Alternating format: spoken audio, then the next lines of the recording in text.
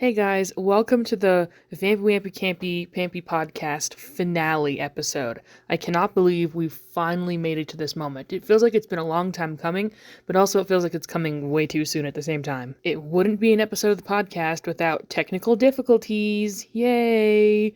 I tried using my new microphone to record, but it didn't work. I had some issues with it, so I ended up using my original microphone that we've been using for the past episodes as a backup, but that backup doesn't come in until a few minutes after we started.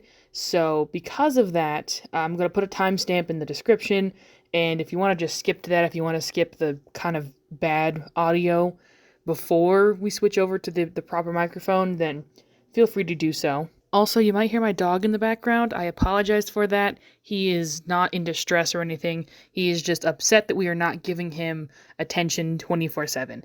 I hope you enjoy. Thank you for listening. Bracelets are going to be... Did you want to take them off? No. Okay. That's me with my watch. It's ambiance. I'm going to accidentally bang it on the table. I've been wanting to make more. Because I always wear the ones you made me. I brought my beads and my everything. I have the whole everything. We can do that. We'll do it. It'll be awesome. Because I've been wanting to make some for like more 5,000s, but also K-pop. Yes, we'll do that. I started recording. So that's our cold That's open. our cold open. You guys have anything else you want to say before?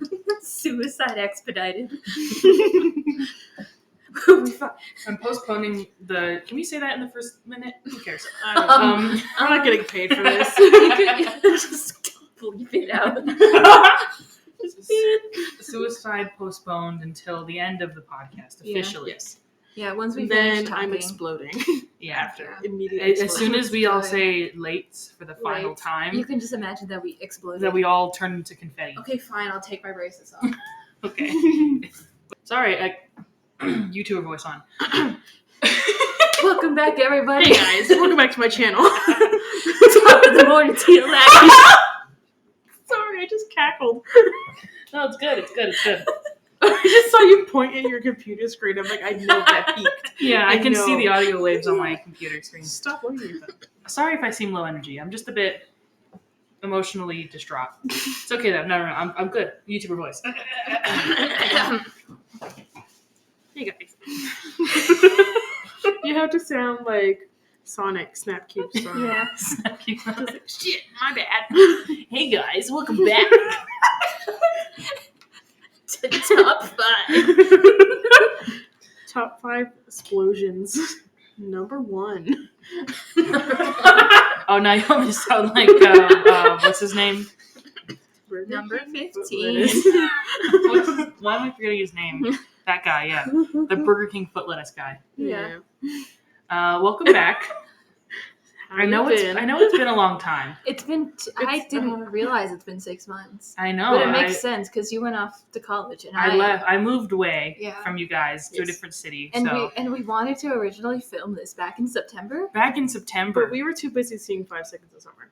yeah, we were on vacation in September, Yeah, so we yeah. thought we could multitask, and apparently We cannot. Apparently not. not. Yeah, no, We fully got those sauced. yeah, those 3 days in September were a cataclysmic autism event. Yes. We got. Not only did we get sauced, but the autism took over. I would play. Oh, I gotta get the soundboard up because I wanted to Yeah. play the "Let's see a shark eat this many nachos," the official autism sound effect. Yeah. When I mean that affectionately, Of course. obviously. Of course. I like how we accidentally humanized and related to Sure. Thad. Yeah, that's his name. I think his name was Thad. Thad. in my head, it was just Shark Boy. Shark Boy. Let's see a shark eat this many nachos. Welcome back to the Vampy Wampy Campy Podcast, where we vamp And you camp. I think I said it wrong. Did you? No, you said it right. Welcome back to the Vampy Wampy Podcast, where we Vamp and you camp. Now pitch your tent and get ready to listen. I'm Steff Vampy. I'm Shay Wampy. And I'm Sal Bampy. I remembered who I was. Let's go. We remembered. That's Yeah. that's not the final time we're gonna do that, right? I No. hope not. I hope not. I would cry. We'll find out. We'll see how Yeah. time goes. She's the girl. So today we're doing something cataclysmic. Yes. And that is talking Word about... of the day. Word of the day, everybody. Cataclysmic. Yes. Word of the day actually is lucifactor. It is a noun. It is a noun. It is a thing. Person, place, or thing. Yeah. You know what? No, I think it's Or idea. an idea. It's more of an idea than a thing. Yeah. Today we're talking about My Babysitter's a Vampire, obviously. Of course. Season 2, episode 12 and 13. The Date to End All Dates, part 1 and 2. Yes, aka the finale. The series finale. So, Craig, if you're out there, Craig, shout out to Craig Manning. We Shout out made to it. Craig. Let's If go. you don't know how the show ends yet, which I don't know how you don't, but apparently there's people out there who don't know how the show ends. Watch it before you watch this episode. Please watch it, and please make sure you're in the right state of mind, Yeah. because Make sure you have therapy the next day. yeah, and if you need to mail us the therapy bill, we'll be happy to Send cover us the it, invoice. because it's clear that we're causing some emotional damage Yes. Yes. throughout this whole thing. So We've dealt psychic damage. this is kind of a big deal. Yes. It took us 6 months, but we're finally here. Finally. We're talking We about... came. We've clawed our way through the Yeah. various cataclysmic I think- autism yeah. events. 'Cause I think a another big reason, aside from distance Life. in life, is I think originally we wanted to do something like really special, like actually go camping, but it's winter and we are broke. Yes. Yeah, we wanted to try and do something real cool and special for it, but I think us actually doing the episode is Is more more important special. than just never doing it and trying to do So something just cool. pretend that we're in the wilderness somewhere. Maybe we can draw some new concept If you hadn't art already. or Oh, something. yeah. We could always do that. Yeah. Actually, finally add Rory to the... I know. So we made a list of what we're going to talk about, Yes. Yes. because there's a lot to discuss. It's 2 episodes, first of all. Mhm. It's a 2-parter. Yeah, we Did kind of not treated feel it like 40 yeah. minutes. Yeah, like the first episode generally felt like 10 minutes. I was like, wait, it's to be continued? It's over? I know. It's already over. Imagine having to wait a whole week, because they did not air these episodes back to back. Suicide They expedition. did not syndicate this as one episode. Yeah. So like you could fully have watched the season 2 finale and just not have seen Not seen the rest. the second part until a week later. Oh, I should have pulled up the promo for it. Here's the promo. Please don't play an ad. Oh my god. Here's the promo. So here's the ad for My Babysitter's Vampire, Date to End All Dates. Wait, Part one. did you mean to say ad on purpose? So here's the ad. Well, it is an ad. Yeah. Here's the commercial. I'll redo that. Okay. So, here's the commercial for the Date to End All Dates Part 1. This is the good news. Bad news is... Run! Friday. Sarah's life is in danger. Vampires going out with a bang. On part 1 of the shocking season finale, Whitechapel. Maybe I can buy you some time. Faces danger. Of the darkest kind. I was the scariest thing here. Second is still pretty good. Part 1 of the season finale of Vampire, Friday at 8, 7 Central. Vampire. Sorry, but Insensitive. the way it was like Goes out with a the bang. bang. yeah, I was like, little do they know. All right. So here's Part 2. The trauma. For 200 years, Whitechapel has been a slum for supernatural garbage. The Order built this town, and it's time to take it back. Good second date. On part 2 of the Vampire season finale, tell me everything. Ethan, Sarah, and Benny face a danger. You have to fight your fear. Sarah's the one you want to protect the most. I have to get her out of Whitechapel. That has never been seen before. You're stronger than you think. You can win. Follow me. We're on our own. Go, what? Now? Part 2 of The season finale of Vampire, next Friday at 7:30, 6:30 Central, part of Night of Premieres. Can't believe they called it Vampire. Vampire.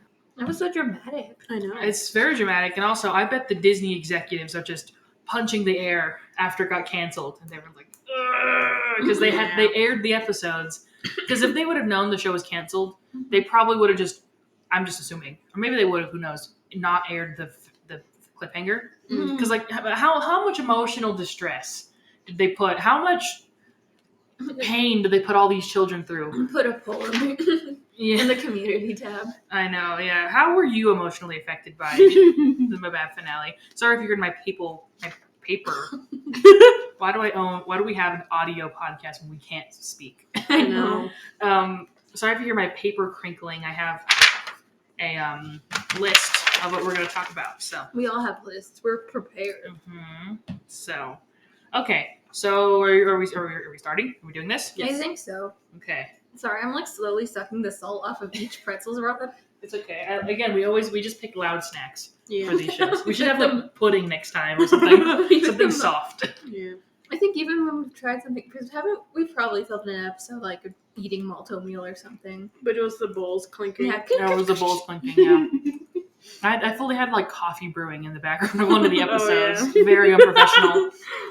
On like at If like it's 2 not in the morning. Yeah, if it's not like coffee brewing, it's like Randy going ham in his. Did you guys know that this is random, but did you guys know that the season 1 finale of our episode of the podcast has 1K views now? Oh, What? wow. Huh? It's one of my most viewed videos on the channel. Wow. Yeah, 1,000 people have heard our talk about the finale, and that's one of my favorite episodes of the podcast. It's pretty good. I didn't prepare a list, but I was going to ask us some where are we now kind of questions, but Yeah. we'll get there at the end. We'll get there. At hour 4, we'll be we'll be there. So, okay, on the list, I say that I have written down that we start with Seraphim. Yes. Because it's a big part. That's kind of like half Probably take my rings of what the story is about, and I guess I can say right away since we're getting into it. Yeah. I don't like the fact that Seraphim is real in these episodes. That it has to share time with the Lucifractor stuff. Yeah. And that probably wouldn't have been as much of an issue if there were more episodes to close out the storyline. Yes. Mhm. There's my opinion on that. Period. So, what do we think about Seraphim or Ethera? I've always said Seraphim, but over time, it's kind of evolved back to Ethera. I am so sad that the Lucifractor entanglement was entangled with their date. Because I'm just like, It I just want them ruined to it, be yeah. happy. I need them to have a good life Yeah, because of together. course there's that moral dilemma of a vampire being with a mortal, Mm-hmm. and the fact that she won't age, but he'll continue to get older and whatever. It's like one of the main talking points Yeah. for like if So it's like, Seraphim is supposed to be real or not. yeah. Yeah. So it's like, at least now it can be real when they're still around the same age, have fun and stuff, and I just want them to be happy. Yeah. And Mhm. Because it's a big question. It really is, because it's like if they were really planning on having the two actually date, because they what are go the- on a real date. Yeah, like what are the logistics? If they of actually that? became boyfriend and girlfriend. Yeah, real. So true. How, Ethera, you're real. T for T. Yes. Anyways. how would they conclude that storyline? My personal opinion is that I think they would have just not done anything with it. But if it was a better show, no offense. Obviously, I love the show. I've literally talked about it for like over 20, 30 hours Yeah. on my Yeah. channel. Yeah, Us it's three. plagued your mind for like half your Over life. Years. Literally more than half my life Yeah. I've cared about this show. So obviously I love it. But like I truly think they just wouldn't have dealt with it. They Yeah. just would not have considered the fact that she is, I talked about this in my video as well, so Mhm. like I don't have to get into it. But like they would have just waited until he was the same age as the age she's frozen in for them to officially be real, and then they just wouldn't discuss the future Anything at all. after that. And then the show would just like end or something, you know? Yeah. So Leave it up to interesting fans. to consider. Yeah, because that's the thing is like, is that if it were to stretch farther into the future, I'd feel the one way for it to be like, not Mhm.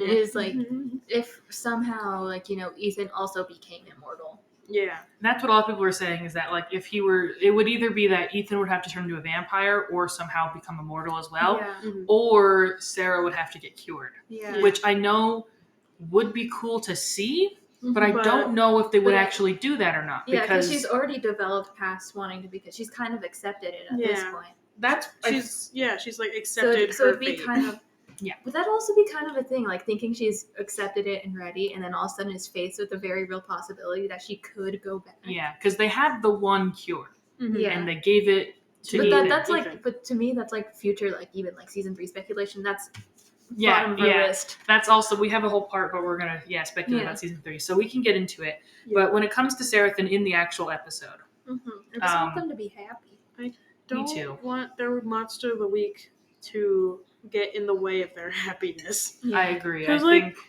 even with their brief time on the date, like like you could Ethan see is- later on. yeah. I don't mean to jump into the part 2 category, Mhm. but like even when Sarah talks to Ethan about it at first, she's like, "Hey," kind of excited and kind of like joking to talk Mhm. about it, like about their date. And then Ethan over here Yeah, had they to were ruin trying- it. They were trying to be She was trying to be nonchalant with it. I think she was Yeah. trying to like kind of be like, haha, but he's like, He's like He's in in- the trench. He's like in the stressing. trenches. yeah, he just got told he's gonna have detention for the rest of his life. Yeah. And he's like, he has done some very, very bad things. Mhm. So he's, Yeah. and then also they don't have a Lucifractor. They lost So it. like this is part 2 though. Yeah. He's like very, very distraught. So Yeah. they never usually have miscommunication. Yeah. Usually they're very So good at that's why I think communication. it's like it's a bit frustrating to see them so yes, I would agree. because like they're like you said they're very good at communicating Yeah. with each other. All in every Throughout episode where they're The together. whole show, they're so good at communicating. I think like the Brood is like a great example of it too. Yeah. Where they're just like they understand what they're on the same level pretty much all the time. So Yeah. that's why it's frustrating to see them now. That's what makes me think. That's where I get into the field of being like, I understand Yeah. if people don't like the ship for it to be real. Yeah. And luckily, because the fandom is like 20 people and like a Dr. Pepper sitting in the corner. Yeah. Um, all of the half drink sodas. all the Yeah. half drink sodas are just sitting there. We haven't dropped that episode Yeah. yet. Oh, yeah. So that's Yeah. that's a future reference. Future Craig, reference. you'll get that Yeah. eventually. Eventually. Because the fandom's so small, there's not a lot. But I have seen discourse, and I Yeah. fully am okay with that. Like, I don't Mhm. want to call anyone out or be like, ha, that's weird. But like, people genuinely discuss this stuff because it is true to think about. It's like, if they're gonna immediately, once they get like somewhat romantically involved, they Mhm. start having issues when it Yeah. comes to their friendship. Maybe they shouldn't do that. Yeah. That's a perspective. And so I maybe also that's understand. also like a foreshadowing, like you said, like not to get into future stuff, but like Yeah. maybe that they just don't work out and just work better as friends. Maybe, yeah, that might be a nice like way to wrap up the storyline. Is that like they tried it, they decided they're better as friends, and they move on. It's an interesting angle to look at. So Would mbav have done it? No, No, but probably not. That's what the fanfic is for. Yes. baby. yeah, that's what AO3 is for. I'm cold. Talking about this episode makes me chilly. Do you want my final? You want my hoodie? I was gonna say I can get my own jacket. I think it's in there. So in part 1, there's this sort of I was trying to collect my thoughts. You're good. In part 1, there's this sort of, fun everyday episode pacing Yeah. where the council wants some stuff to do with Ethan. Mm-hmm. And while he's all flustered and stuff, that's when he asks out Sarah. Sarah. And Yeah. she says yes. And there's and like then- a fun like they're betting on it. Yeah, That's why he has yeah. it circled in his calendar, like ask her out today. It Yeah. kind of makes you think that, like, at some point, a year prior to this episode, Benny and Ethan made a deal where they said, in 1 year, if you don't ask out Sarah, I owe you $100, right? Yeah. And you owe me $100 if you don't do it. Yeah. So he's waited till the actual day, the 100th day. Master procrastinator Ethan Morgan. Yeah, seriously. So that's kind of a fun element, I think. He like circled it on his calendar. If he wasn't such a procrastinator, he wouldn't have to deal with it on top of the Lucifer. That's my thing. Yeah, if he would have just done it like if he had last week or if he had the something. balls to do it. this wouldn't be a problem at all. But Yeah. no, of course. So Let's just wait till the last day to do it. mhm. Just like me, for real. I just realized I'm gonna do a backup just because I'm afraid. Okay. This is not gonna be an issue, but I figured Ethan Morgan. I am pussy. he just doesn't have a backbone, okay? He needs to Yeah. grow a dang backbone. And actually, That's why I think him being friends with Erica is so good. Anyways. yes, I agree. Yes. So Erica is his scary guard dog privileges. yes. Sorry. And he's not sort- to, no, but that's on the list, so we'll talk about it. But yeah. Anyways.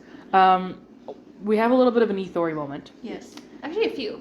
A few. There's actually Quite a few. I think in general they wanted to do more with Rory going forward. Yeah. I didn't write down. See, but The why comments did they that write I- him so badly this episode? These 2 episodes. I agree. Yeah. Him and Erica are always done so dirty. I know. And They that's- really focused. Literally in the promo, they were like Sarah, Ethan, and Benny. Yeah, they just forgot. They didn't even mention the other 2, and it's like I think the show Yeah. works best when it's a 5-group ensemble. Yeah. And I know they wanted this specifically for this 2-parter. They wanted to focus on the trio because the trio are very important, and I agree because I do Yeah. think that trio is very odd, and that's why I like it. But But you can't just forget the other 2 blondes, okay? Yeah. They're I very love- important I love to the my story. blonde boys. I love my blonde boys boys. do what blonde boys do. Exactly. Yes. Luckily, that's already on The Vampamps. Vamp Vamps. Yeah. R.I.P. to the Vamp Vamps. No, it's not over. I It's promise. not over. Not over yet. Send in your vamps that you want to be vamped. Yeah. So And we'll vamp. we'll vamp them for you, Yeah. just for you. So, Get whamped and camped. Yes. mhm. You know, for one of the accounts I had to make for I was trying to get that soundboard thing to work, so I had to create an Yeah. account. I literally, because it had asked for your full name, Oh. I wrote. Did I you wrote- write Steff Vampy? I wrote Vampington Wampington That's our government name. because I was like, it's the podcast. Wampington is my government name, actually. Yeah, I like the moment where Ethan is flying. Oh, we haven't talked about the dream. Oh, The yeah. old cold open of the episode. Yeah. Where. Dream. Did you just reference Shark Boy and Love Girl? Yes. No. My favorite Taylor Lautner movie. Oh, yeah. Yeah, good stuff. So we were I talking. don't think that's on Spotify. You tried to vamp that? Maybe. I just want to see, just as a test. Okay. You see you slowly open Spotify. So, we open up Voice on in an, a dream. an Ethera dream. This is one of my favorite sequences. Is it? Or is Sorry. it? Did you find There's it? like a few of them. Oh, No, it might be okay. like a podcast, so kind of like. Yeah. Nah, I'll figure that out later. Yeah. So one of my favorite moments in the entire show is with that dream sequence. Yeah. I think it's very funny. I love the way that they've I love that Ethan imagines himself as so much Riz. I know. yeah, he's much The more Rizzler. the Rizzler? Yeah. Have you not heard that like referenced? No. Yeah, every time I hear the Rizzler, I just think of the Onceler. Yeah, you're right. I mean, I was thinking about the Riddler, which I think is what it's a reference. Maybe. Personality test. Whenever you hear the Rizzler, what do you think of? So I heard it like on TikTok, so I just decided into I my don't brain. have TikTok. Yeah. I'm so behind on the times. You're Foxy Anyways. Grandpa for a reason. So stupid. I don't know how to change it either. I can't change it. I have no idea think there where is a in the way, settings. I but- can't. I looked. I couldn't find it. Really? You're just forever Foxy Grandpa. Embarrassing. I love how Photoshop. Sorry, censor that out, but Yeah. I like cut it out. But Mm. was so disturbed. Yeah. I like the Ethera moments. They're clearly just like wanting to do more with Rory. Yes. I didn't write it down on the list, but we can talk about the Mike Kiss Facebook comments. And that was on one of the comments. I think we talked about it in an episode, but I cut it out for Yeah. time. Because I didn't think like a casual 2.5 hour episode Yeah. was necessary, so I cut it out. But in general, it was just a comment that Mike Kiss made on Facebook about their plans for the show going forward. And it was right when the finale aired. So it was before like things were up in the air, like things were still. So he was like answering these questions because he was like, I don't want to answer too much because, you know, I'm going to write it soon. Yeah. That never happened. So So, whatever, I guess. well. But one of them is that they were planning a lot for Rory as a character going forward. Like him and Yeah. Cameron Kennedy were planning a lot. So I think us getting a lot of Benori, Andy Thory, Is B like Thory, if you will. linked to that.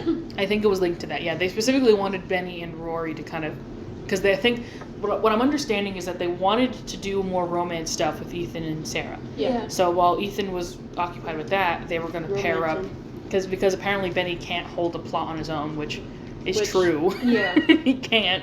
Yeah. He can't be a solo character. He's literally built to be A side piece. Yeah, to be one half of a duo. Yeah. So pairing him with Rory was supposed to be kind of making him the new Ethan in the Ethan and Benny dynamic, and having Rory become the new, to kind of give him character growth. That's such a chaotic thing, though. Yeah. Because both of them are.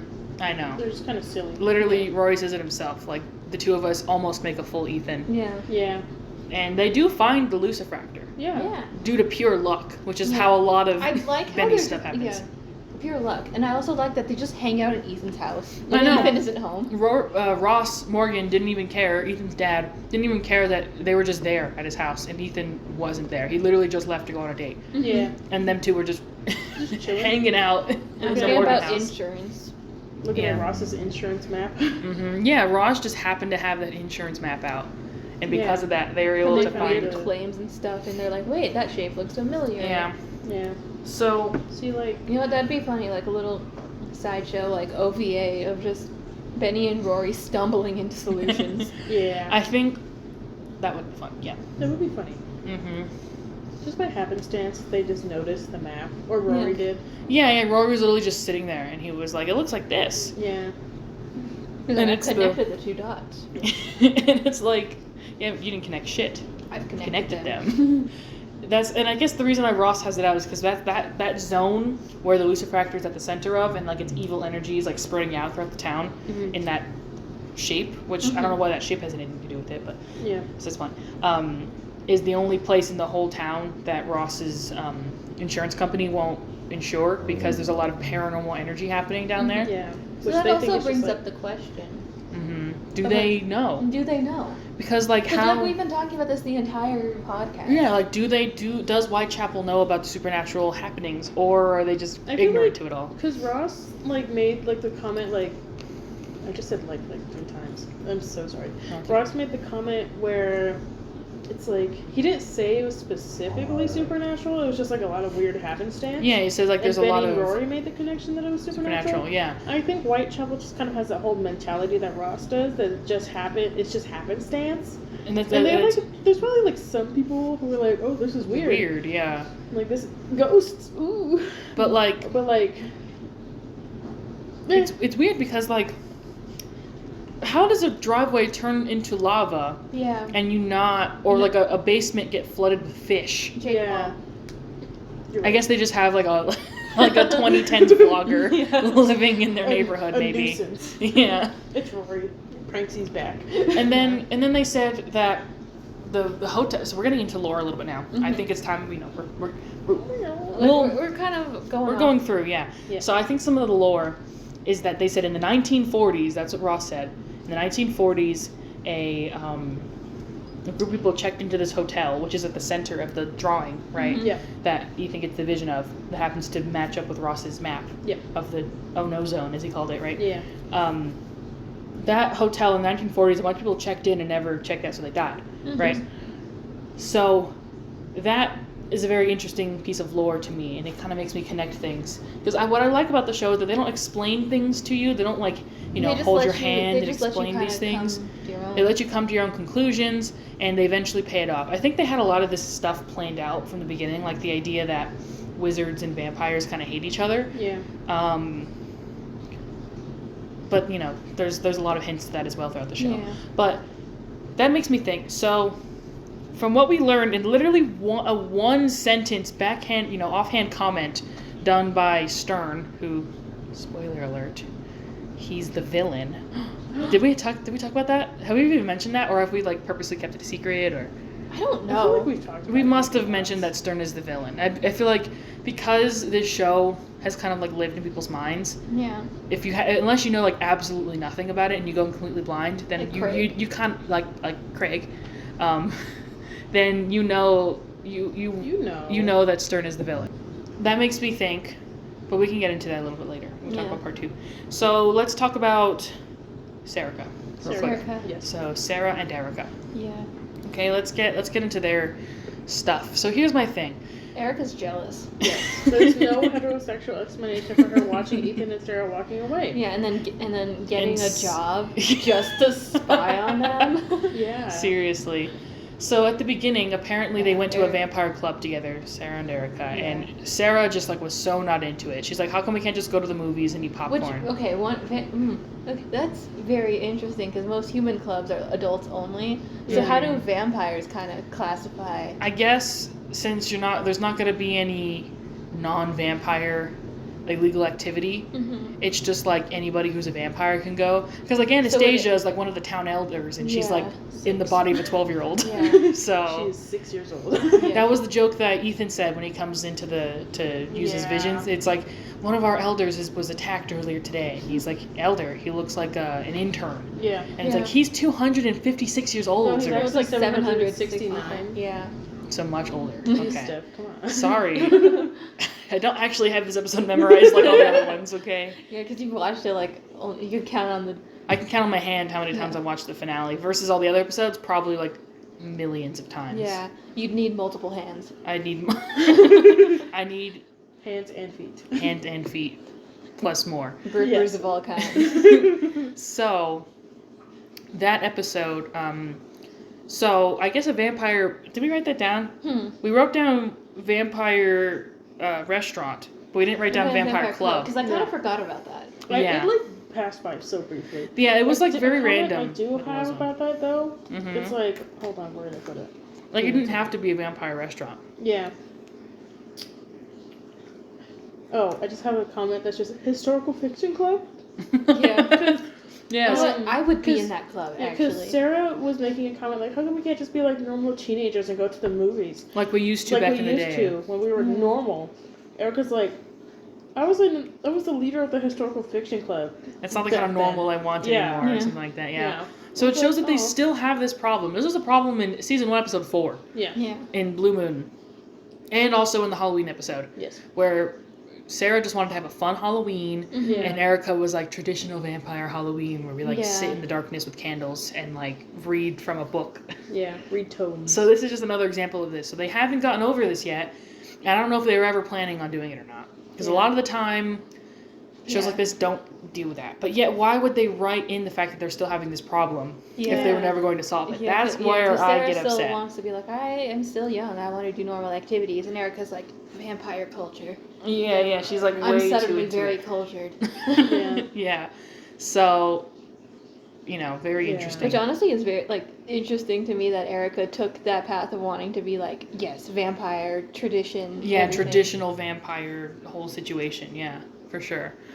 And, so the reason, the in-episode explanation as to why Erica does not want Ethan and Sarah today is because she believes that Sarah should not date a human. Yeah. Because she's already into that point where she's like, we're not humans anymore, we're vampires. And I think Sarah is still under this impression that she's just a normal human and is kind of like ignoring the fact that she's like a supernatural creature. Yeah. It's You a know? very different type of ignoring or kind of forgetting your supernatural creature, or compared to Rory, who's just genuinely like, yeah, whatever. And he doesn't realize that it just becomes his new normal. It's not a big deal for him. It's not a big deal, yeah. But Sarah obviously is just like, I'm still trying to be normal. Yeah, it's like a clear thing that's like on Sarah's mind. And I think she wants to reach that stage of acceptance that Rory has, but she just doesn't have She just can't because the she's ability yet. stuck in her 17-year-old body. She's still, I don't think she's still over it yet. Yeah. Even though they dropped it for most of season 2. Yeah. Yeah, even though it seems like she's over it, she's still kind of... So that's why, and I think we mentioned this in the movie episode, where it's like the reason why Sarah wants to date Ethan, from that conversation they have, that Sarah and Erica have when they're walking to meet up with Ethan, is that, also the fact that Erica was escorting Sarah to the date. Just like, I thought you were picking me up. But but I think that conversation, it implies that I think Sarah likes Ethan because he is like a human. He reminds her of what normal is. He connects her back to that version of her life and who she wants to be and stuff. And she's just not worrying about the fact that he's gonna become a grown up one day. She's just she literally says I'm not a million years old yet. Yeah. So we might as well just have some fun. I do not see. So I might as well date him now because he's gonna grow up and die and I'm gonna stay the same. So I'm gonna be forced to move on. Yeah. So we might as well be with him now. That's she doesn't. I don't think she actually yet Yes. has real emotional, like, romantic feelings for him. Yeah. She's just like Like, why so not? Might as well have some fun. She even says, like, sure, why not? Yeah. Like, when he asks her. Sure, why not? Should be fun. Could be fun, kind Yeah. of thing, right? So it's a very interesting thing to look at with them, for sure. Yeah. But she's kind of right. Like, now is the time to do it. Yeah. Yeah, because, like we said, he's going to grow old and Yeah. find somebody else and get, unless he becomes immortal as well, which I think would be cool. I always liked the idea of, like, a wizard accidentally turning themselves immortal or something, or turning themselves immortal so they don't have to, vampire it up to live forever. Although maybe the universe doesn't like that. Who knows? Mhm. I think that's the whole point of the vampires being immortal. It's like, yes, you get immortality, but you have all these caveats, which is, it kind of like balances out in the universe or whatever. Yeah. And this show specifically said that that is how kind of like the supernatural realm works. It's like more like a balance of stuff. So like when one thing comes into one, too much power, the other one comes and balances it out. Which leads us to Stern, because that's what I personally think the Order is about. Yeah. Mm-hmm. I just say the whole. That's what I think the Order is about, because Jesse's cult. Jesse's cult. Sorry. When he rose to power, the Order came in. It was like and leveled it out, right? Mm-hmm. Killed most of his flock. Yeah. Yeah. Which I'm trying to think. Pre-Gord. Pre-Gord. Yes. I'm trying to think timeline-wise how this lines up, because Jesse specifically says 200 years ago. Mm-hmm. Am I gonna get into the Galen Sinistera stuff now? See, there's so much garbage that happens in this episode. Yeah. Let's start with I'll get into it later. the purple marble. Yeah, the purple marble. Well, yeah, we've briefly passed over the date. Yeah. So we can talk about it a little Let's talk more. about the purple marble.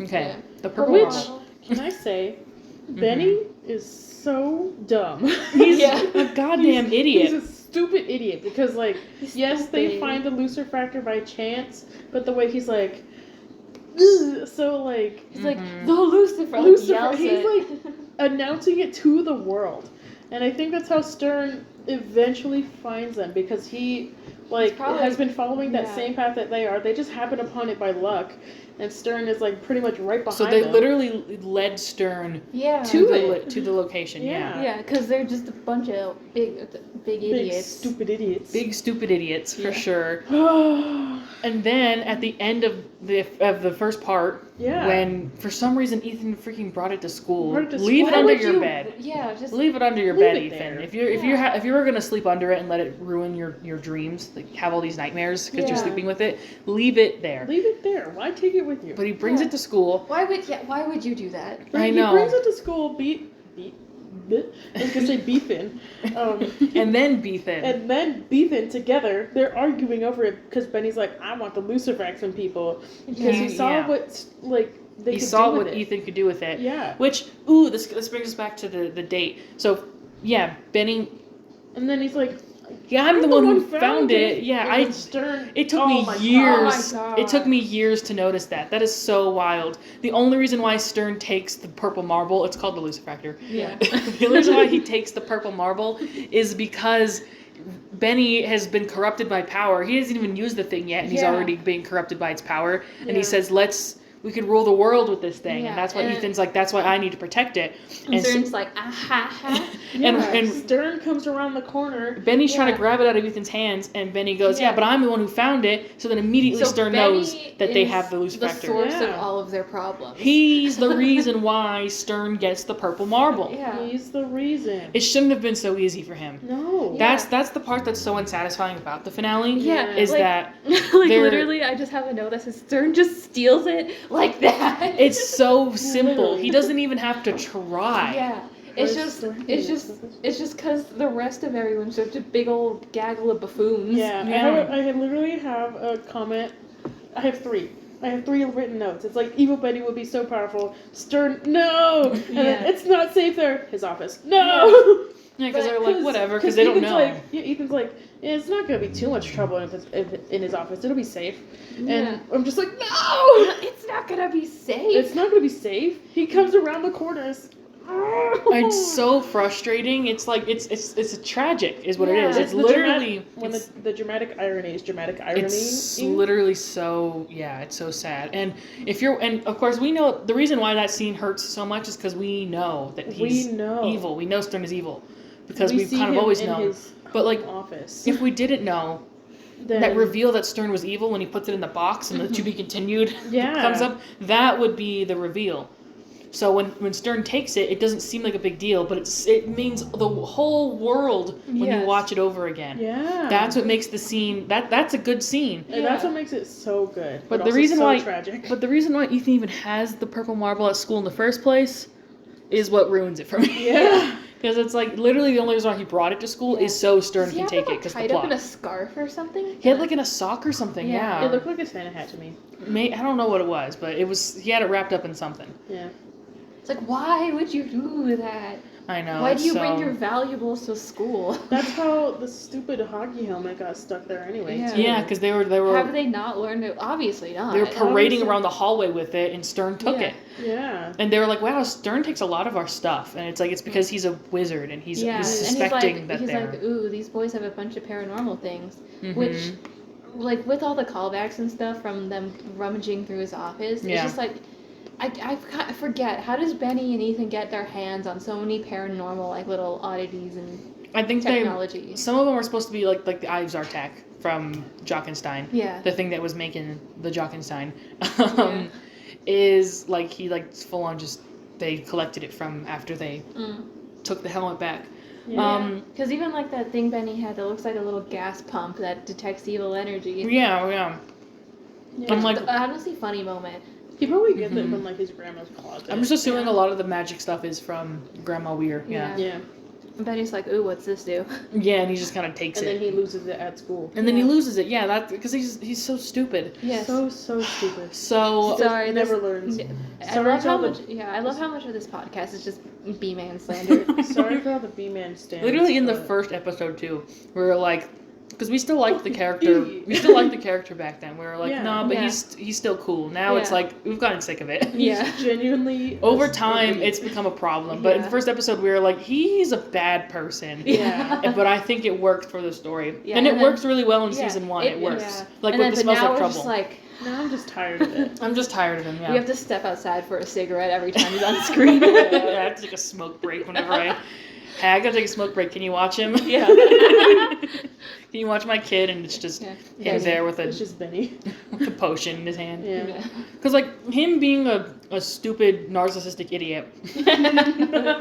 No, you're right. Speak your truth. It works and Smells Like Trouble. Oh, we're so poking the bear right now. Oh, we so are. I don't care. I don't care. Come at me, baby. Yeah, all the B-Man stands can fight me. In the Denny's parking lot, by the way. Specifically at Denny's. Specifically Denny's. You know who you are. No, let's change it up. No, I'm not going to change it up because that's going to expose where we live. Oh, because I was going to say yeah. But that is the next place. Yeah. I guess you could just say a 7-Eleven. Okay, fine. Maybe in the back of a 7-Eleven, actually. Yeah. That sounds great, actually. I like that episode. We'll tussle in one of those car washes.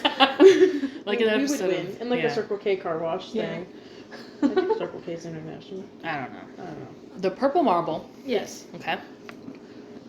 When they bring the purple marble to the vampire restaurant, that sentence out of context is wild.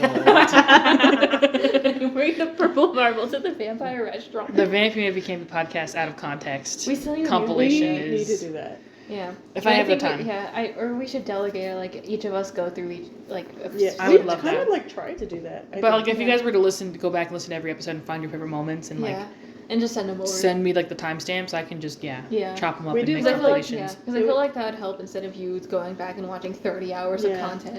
I don't have the time. Because we did, like, that briefly, remember? Like, with, like, a few clips. But I got, like, 3 clips in total. Yeah, it's like I have the memory of a goldfish, so I can't remember anything we said. I don't remember what we say at all, I have to go back and listen. Mm-hmm. Yes, exactly. Can I say about the vampire restaurant? Go ahead. I've seen Anakin make this point in the Discord, I think, a few times. Mm-hmm.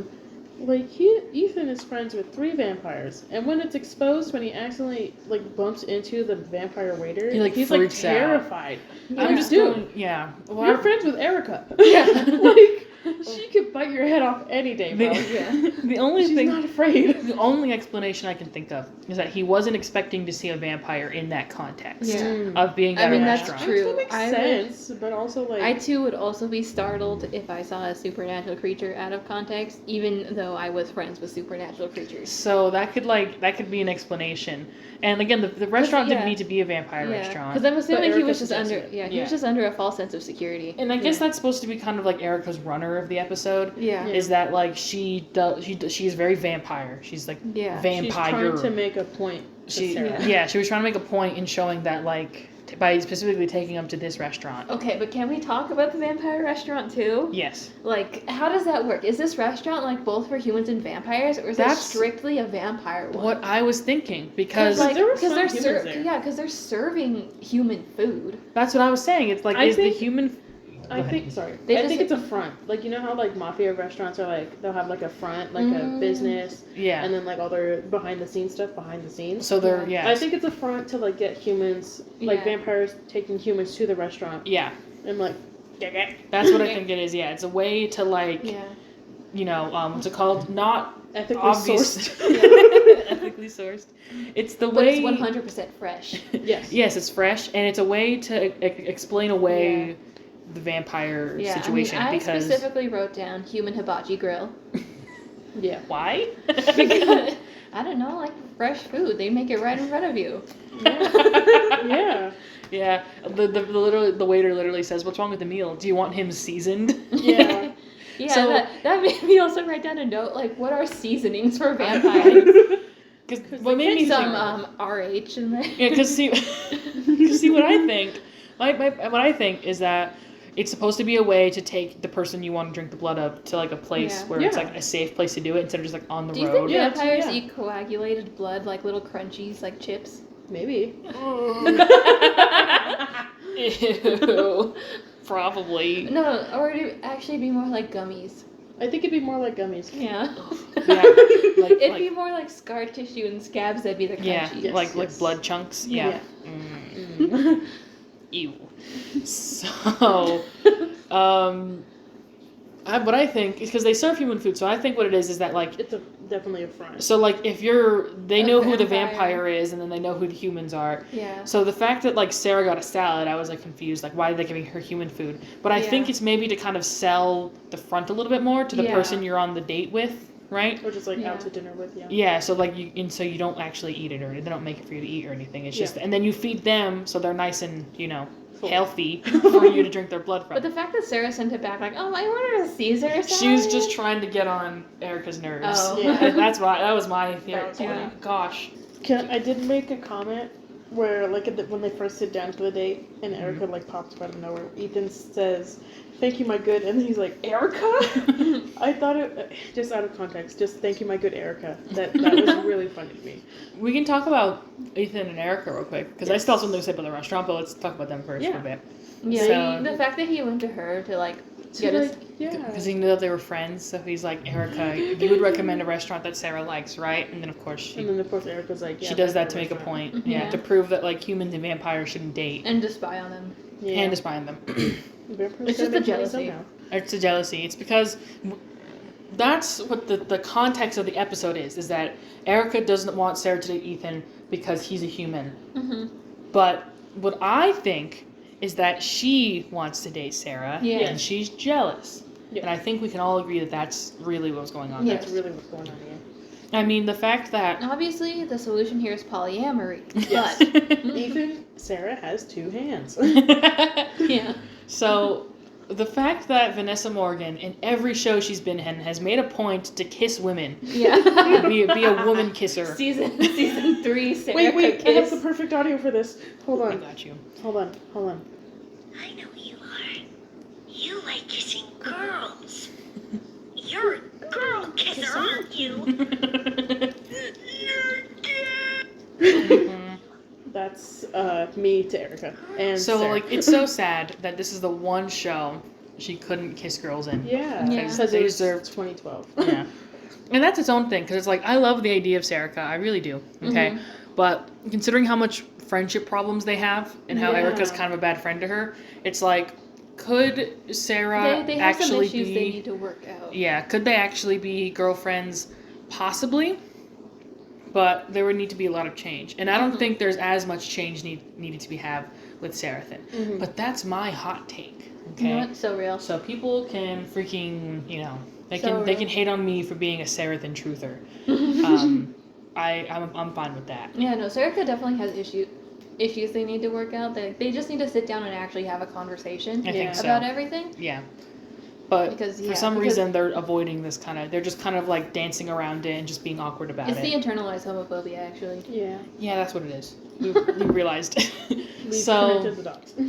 I've always loved Ethan and Erica as friends, as They need more buddies. screen time together. I love them as friends. They only I have two also- scenes in the entire I show. also need like a spin-off OVA of just them. Like I said this before, but like a puppy boy and a violent woman. Yes. Because it would be so cool if they had a pair together, because the only episode we really get where like Erica's like involved in like the the finding plot and stuff is like the gator episode, the toilet gator episode. Yeah. Again, another out of context sentence that's wild. And they specifically made a point to do that, I think, is to like involve Erica in like the plot, and they Yeah. had to get rid of Sarah to do that. So she's like blowing up the bathroom. Just Ripping the absolutely wall. dropping pipe bombs in there. Poor Sarah. Just ripping the handrails. She is white knuckling in there. Lucifractor foreshadowing there. Speaking of the Lucifractor, the part, okay, this is wild to me, and I connected it only today, I think, or like recently. So, what happens? Let's do a point-by-point detailing of when the Lucifractor makes it from the hotel to the vampire restaurant. Okay, Okay. Benori arrive with the purple marble, and they immediately hand it to Ethan. And Wait, because we missed the part. They're walking from the hotel. yes, and Ethan calls Benny because he gets the vision. he gets the vision with Jesse He speaks to Jesse. in his mind In palace. his mind. And it's literally in his mind palace. It literally Yeah, is. He's literally developed a mind palace. Yes. God. In his mind palace, Jesse is like, hey, Sarah's life is in danger. Easy, Tiger. It's business. They have that Boggles whole the mind. Boggles the mind.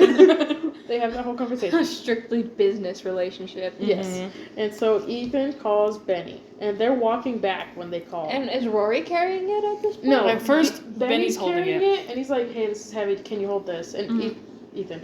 Rory's like, yeah, And sure. immediately then- like almost falls to the ground yeah, from. immediately just wah, wah, wah, wah. And we'll explain the lore of the Lucifractor in a little bit. Yes. Because why that makes sense. But we just know that it is a gem that can kill a vampire. Yes. That's how Erica describes it. Yes. We know that while Ethan and Sarah are still at the restaurant, before Ethan finds out it's a vampire restaurant, they're on their way. Mm-hmm. So, These are they're happening arriving. concurrently. The Ethera date's happening, and Benori are getting the Benori. purple marble. and the Yeah. Benori date is happening. And the Benori date, yeah. Unconventional first date ghost hunting. Yes. And then, Honestly, ideal first date. yes. And And, then then- eventually, They meet up at the vampire restaurant. yes. I'd like to know the name of this restaurant. Me too. Maybe we can come up with one. Yeah. Consult the mbav group. And find out what they would call a vampire restaurant. Yes. So Benori arrive at the purple marble, and they immediately hand it to Ethan, because Ethan is like, he now understands the weight of this after the mind palace conversation with Jesse. Yes. And then the invisible guy shows up. And then the guard dog for The guy in a mocap suit. yeah, definitely in a green Yeah, morph green- suit green with a bunch suit. of Yeah. golf balls around him. Yes. Yeah. Yes. He And shows up. He shows up, and so Ethan lucifracts it. Yeah. Right? Uses the purple marble on the thing that was that On Jesse the poor intern. on the poor intern who had to put a green morph suit on to film Yes. that scene. Had And to it, drag Benny across the counter really slowly. Yeah. yeah, very slowly Very he drags slowly. him. Yeah, Like, Benny could have easily gotten out of he this. could have easily climbed out. Yeah. Yeah. So. So after Ethan lucifracts it, he goes, so much power, which is like possible evil Ethan, which, you know, Corrupted Which Ethan. I love the idea of it. I like the idea of it a lot Yes, too. yes. Oh, Like, it's- even if Ethan, like, were, not to talk about future Mhm. ideas, headcanons, but even if Ethan were to remain, like, you know, good guy, Mhm. having an episode or two where he becomes, like, corrupted would be fun. Yeah, do what's his name? do like a Venom Spider-Man episode Yeah. where he's like, he does the thing with his hair and he like Yeah. puts the emo swoop on and he starts doing the dance. Yeah. The Peter Parker dance. Yeah, you know, yeah. Spider-Man 3, him. Yeah. For just an episode. That would be fun. Like he gets like, yeah. He gets a parasite. He gets a parasite, exactly. So, but immediately after Ethan says so much power, like a shockwave comes out of the Lucifactor, and that makes all the vampires fall to the ground, right? Yeah. And that's when all the humans who were there are revealed, and they scurry off because they didn't realize that they're at a vampire restaurant. Because Ethan tells them, you're going to get eaten if you tell anyone about Yeah. this. So my theory, okay, here's my theory, guys, is that my theory is that the Lucifactor is like somehow connects to the person's thoughts who's holding it. Connects to their mind palace. Yeah. Bluetooth So connects. so as soon as Ethan like kind of succumbs to the power a little bit, Yes. a shockwave sends out. Yes. Yes. And if it could just be seen as like a recoil from him using it to destroy the thing, and then that's when he snaps out of like the so much power thing, right? Yeah. Mm-hmm. And he decides to like, you know, that's when he realizes that it's bad and he kind of snaps out of it. Yes. But I think, yeah, he realized the scope of this thing, and it did like a little piece of it, and that's what snapped him out of it. And because, you know, His anxiety kicked in. he has that sixth sense, which I wrote on the list of things to mention. Yeah. Was the sixth sense reference that they made in the first episode? Did I write it down? Yeah, You did. it's at the very bottom. I did, but at part 2. Okay. Yeah, I was like, you see dead people? Yeah. Good reference, guys. How dare you mentioned M. Night Shyamalan in my goddamn mbav show. That's how the Ethera date ends badly, is because of that situation. Yeah. Yes. And it's very tragic. Very tragic. So let's talk about Jesse inside the Vision. So Jesse doesn't like actually appear in part 1. He doesn't actually show up till like the very end of part 2. Yeah. Yeah, because where's Jesse at that point? Isn't he in a He's- box in the ground? No. Because he got revived he at the end of got- season oh, 1. Yeah, at Yeah. the end of season 1. And he just fucked off after that. Oh yeah, okay, Yeah. okay, it's all coming back. He, But he what went happens? to a different country briefly. Yeah, because of the. Equal to Sarah. We've talked about this, right? I mentioned it in the video, the humans versus vampires situation. I think so. The video game, Yeah. the secret ending. We thought was a secret Oh, yeah. episode. Yeah. But it was just like a 10-second clip of Jesse being banished by the Vampire Council. Yeah. So like you don't have to see the clip to know that that's what happened. It's just an extra clip that they uploaded to the website, and the website got deleted, and so the clip became like gone. lost media for a bit. But there's an existing copy of it out there that's Yeah. in decent quality. I can link it in the description. Sorry. I just read. Drained him dry. We'll get there. Yeah. But because Jesse was revived, unvanquished, if you will, Yeah. and he tries to turn Ethan, but he fails, whatever, right? And he So Sarah has to leaves. save him, blah, blah, blah. The secret little clip that was the Team Humans winning in the Vampires vs. Humans video game was the council specifically saying, "You're Get outta here." get out of here." Get out of here. And he was like, "But I built this town. You can't banish me." And then they banish him. And this is before we know about the Vampire Council. So that was the first time people learned that there was a Vampire Council. Was that like throwaway clip that they clearly recorded, like in front of a green screen, Yeah. just to Just cause. just to get it done quickly. So, but he just mentions that he's banished. So he's somewhere He's somewhere. out in the world. He's on vacay. He's on vacay, yeah. And He's so trying he to find another gourd. yeah. So he's And like fails. So Jesse goes to Ethan. Literally the only reason why he contacts Ethan in this weird mind palace thing, which like how did he even do that? Yeah. That part is so confusing to Yeah, I me. was like, how did he get there? How is he sending Ethan visions and messages? Yeah. Is he just that powerful? He has telekinesis. Does he just and- live in Ethan's mind rent free? like And just pick up the phone like, hey, what's up? What's good? because how he originally gets the vision of Jesse is that Through Sarah's Ethan bracelet. touches Sarah's bracelet, and so the fact that she was wearing it in the first place, and Erica mentions it, she's like, "Why are you wearing the bracelet?" And she was just like, she doesn't explain why. She was just like, it's a Yeah. nice bracelet, and it's the only nice thing I got out of that relationship. Yeah. You could just assume that it's because she has like relationships on the brain, and like the Yeah. last date she went on was probably with Jesse, Jesse. or something like that, right? And then Jesse had a could- pre-recorded message.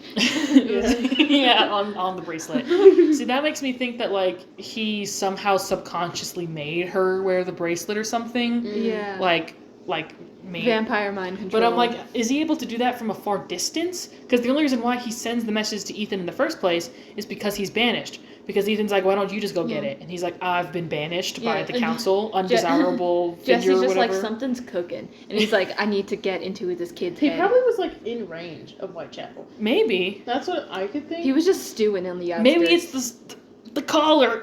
No, I can't talk about it right now. I can't. Okay. I'll freak out. But maybe it was the fucking collar that got him that he knows about the Lucifractor being looked for now. Yeah. Yeah. So Anastasia like mentions it a little bit. yeah, because they only learned that Stern is looking for the Lucifractor from Ethan's vision, so that's why they're able to like get ahead of him and stuff. Yeah. Is because Stern went to one of the interns. Yeah, because it's one of those things where it's just like, it makes you think like, how powerful is Ethan getting? How powerful is Jesse? Yeah, because like Jesse is like, I was just meaning to send you like a brain message and that's it, not actually like have a conversation. So he's like, how are you here? This was just supposed to be a message. So my theory is that Jesse can just send like brain messages to people, like he's Professor X or something, and he has telekinesis too, because like why not? Yeah.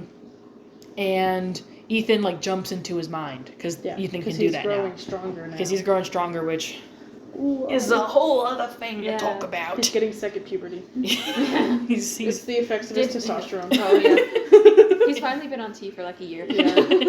and the real it's He's starting seeing to God. his sixth sense is starting to appear. Yeah. So that's when Jesse tells him you need to find the Lucifractor.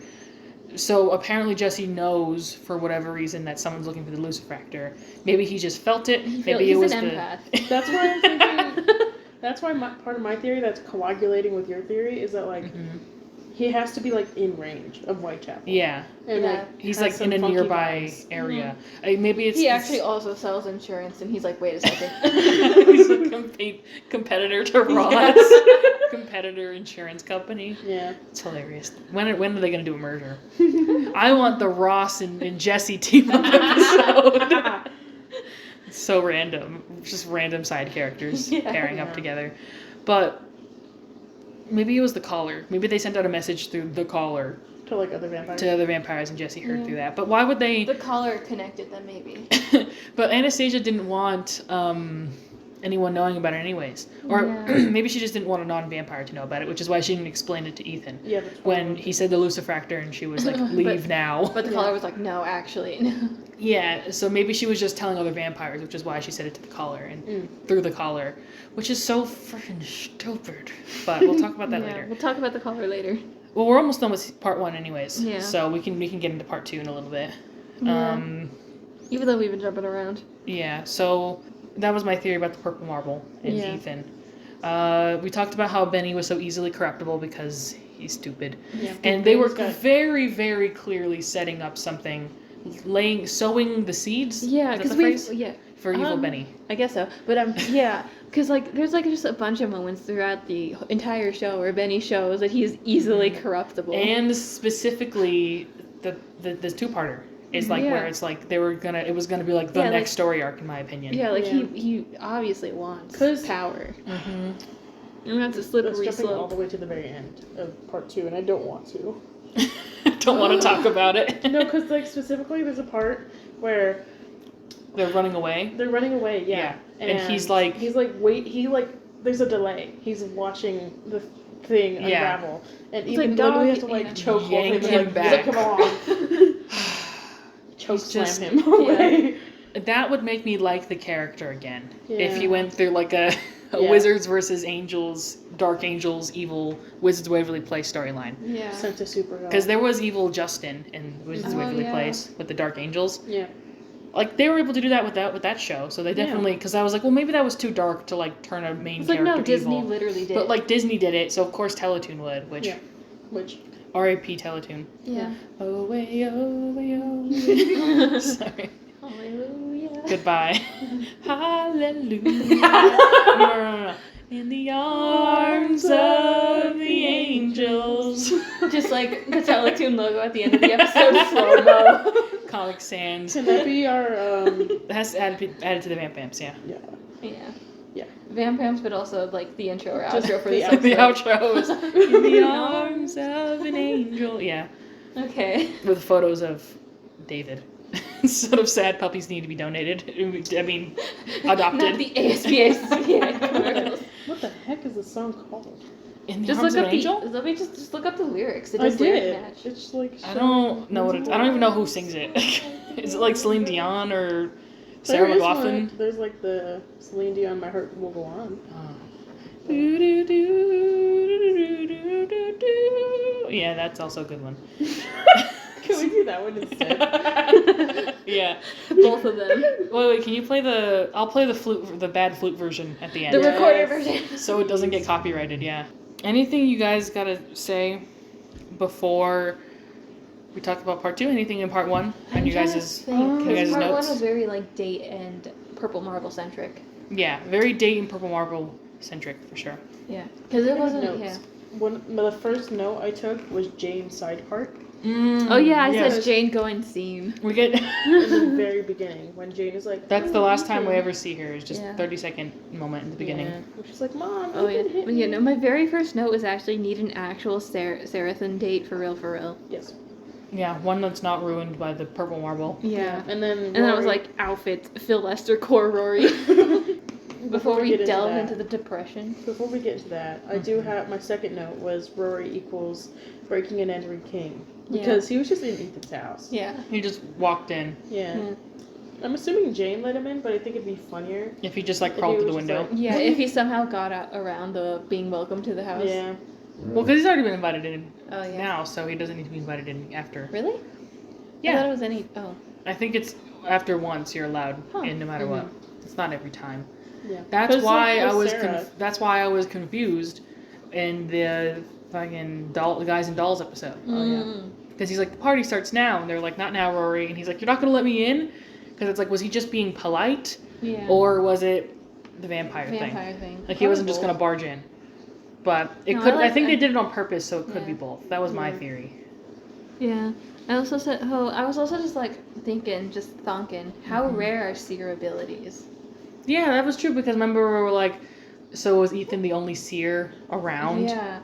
to be able to Because I do know this? Whitechapel's small, so maybe, but like still, it seems like it's a pretty rare ability. Yeah, it's just like unique that he's a seer. Yeah. During the episode, I made the comment like Ethan's probably the only seer they know about, like the Vampire Council, but like even then, it's probably not very rare. I mean, very common. Like the closest seer by. Yeah. Closest one in the area. Mm-hmm. Yeah. That's what we can assume. The authority moment where Rory's like, the Vampire Council has to see you now. Mm-hmm. And Oh, this- and he flashes his guns. Yeah. He was Invites Yeah. them to the gun show. Yeah. Please. And I then think they the just wanted to two show up the vampires- fact that Cameron Kennedy was yoked at this point. Yeah. Even though his sleeves are like. They were like, okay, we can't He, have like, too showed- many guns in this TV in He this was like- TV PG show. There was like a brief moment where he like accidentally like almost pulled up his wine all the way and like you could see his Yeah. muscles and I was like, whoa. For some reason, he was just like absolutely like a gym monkey around this time. I guess I don't know. Yeah. But That makes yeah. me think.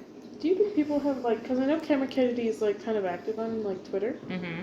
Do you think people have brought up our podcast to him? I don't know. I don't want to think about I don't want that. to think about it either. But I'm like, there's definitely a possibility. I feel like. Well, because The remember I chances got are like I got low, nervous. but never zero. Remember when I got nervous because the day that we dropped the 3 Cheers for Evil episode, Kate Todd posted a behind the scenes photo or like a photo from Oh, yeah. 3 Cheers for Evil, and I was like, she doesn't know we exist, Yeah. but She doesn't know. this is just a coincidence, This is just right? right. Just a winky dink. Uh-huh. Just like the fear. I know. They know that we love them. Yeah. Yeah. If you're listening, Cameron Kennedy, love you. Love you. Love you. We're doing hand hearts right now. Yeah. Can't see it, but just know we are. Just feel it in your heart. Hmm. Yeah. So, Feel it in your bones. I guess as a part 1 and part 2 intermission, we Yeah. can do bad joke section And then. and then we fit pull review. up? Which one are you doing first? Bad jokes? Bad jokes, yeah. Okay. That joke never gets a laugh. Mm-hmm. Yeah. My bad joke is, well, I love the fake E3 date, okay? Mm-hmm. Yes. You know me, I love a good fake date. I said that quite often Fake in my dating is so good. in my Sunday with a Chance video. Yes. That was like, I literally spent 30 minutes just talking about I'm so sorry, but fake dating is a superior trope. It so is. That's why SWAC, I can't go on the SWAC rant. The Sunday with a Chance rant, nope. I already talked about it for like 2 hours on my channel, so. Oh yeah. Yeah. We are during the E3 fake dating. For some reason, They love Rory- role playing dates. They do. Mm-hmm, very much so. Rory says, because Ethan's like, is the wig necessary? because he's wearing a wig. And Rory says, yes, I really do think it brings out the color in my eye. How necessary would you say that wig is? Very. I totally think it brings out the color in my eye. And I'm like, was that just a bad line read that they just left in? Because they've done that before. They've been doing Cameron Kennedy dirty with leaving in some of these bad line reads. Like, come on, just do another take and use the other take. I mean, season 2 I think was recorded in like a month. I think it was very much expedited. Crunch time. And, dude, this is also a big deal. But I'll talk about it later. Any more bad jokes? When Ethan says to Rory in the morning after he wakes up from his ethera dream, he's like, today I'm gonna be a man, and Rory's like, you're gonna use the oven all by yourself? I'm like, girl. he's like Ethan at this point is 15, 16 years old. Yeah, like is he still afraid of using the gas stove? Today, I am a man. Oh, you're using the stove all by yourself? You know what? Me too. I'm afraid of using gas stoves. That's fair. There is literal flame, so I get Yeah. it. But still, yeah. Any more bad jokes? I'm trying to think. They reused the joke with Rory. I'd like it. With when Benny and Rory, and Benny has the supernatural finder thing. Yeah. And he's like, oh, I'm sensing something. Whoa. And he puts, and it moves towards Rory, and it's like, whoa. Yeah, they did that joke already in the Hunter dude. Yeah. Doug the Vampire Hunter episode. Bad joke. Just Principal Stern taking the thing. I know. Yeah. It's so painful. Hurts my soul. Yeah.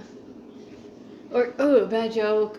Benny with the ring. We haven't gotten into that yet. Oh my god, and that's he's just part going 2. through that. He's just going through the hallway. Oh, detention. Do better. That is part 2. Yeah. Even though it's part 2, it's still a bad joke to me. This one's also a part 2, but it's like where Benny's like, dude, are we having a moment? I'm like, yes. Yeah. But I'm his best friend. Shut up! up. Don't ruin my Seraphin moment. Yeah. God. And Jesse also saying about Benny, he's an acceptable loss. Yeah. No, that's a good joke, actually. That's a good joke, actually. I take that back. The good joke section is just that audio clip in reverse. Yeah. It's stupid. Y'all want to get into fit review just for part 1? Yep. Okay. Yeah. Okay. Wait, don't clap too hard because it'll hurt everyone's ears. Okay. So just a light clap, okay? Fit review time. Fit review. Perfect. Yeah. Perfect. Serica's first fits, I love. Yes. It's like that like reddish, like pinkish, like zebra print dress. Yes, and it's wearing. a one sleeve, asymmetrical. When does this take place again? Like 2010, 2011? I think this was filmed. Like 2011, 2012. I think it was filmed in 2011. Okay, so and aired in 2012. Yeah, it's such like a 2011 like fit. Yeah, it's very much so. It's like this red and black. Good.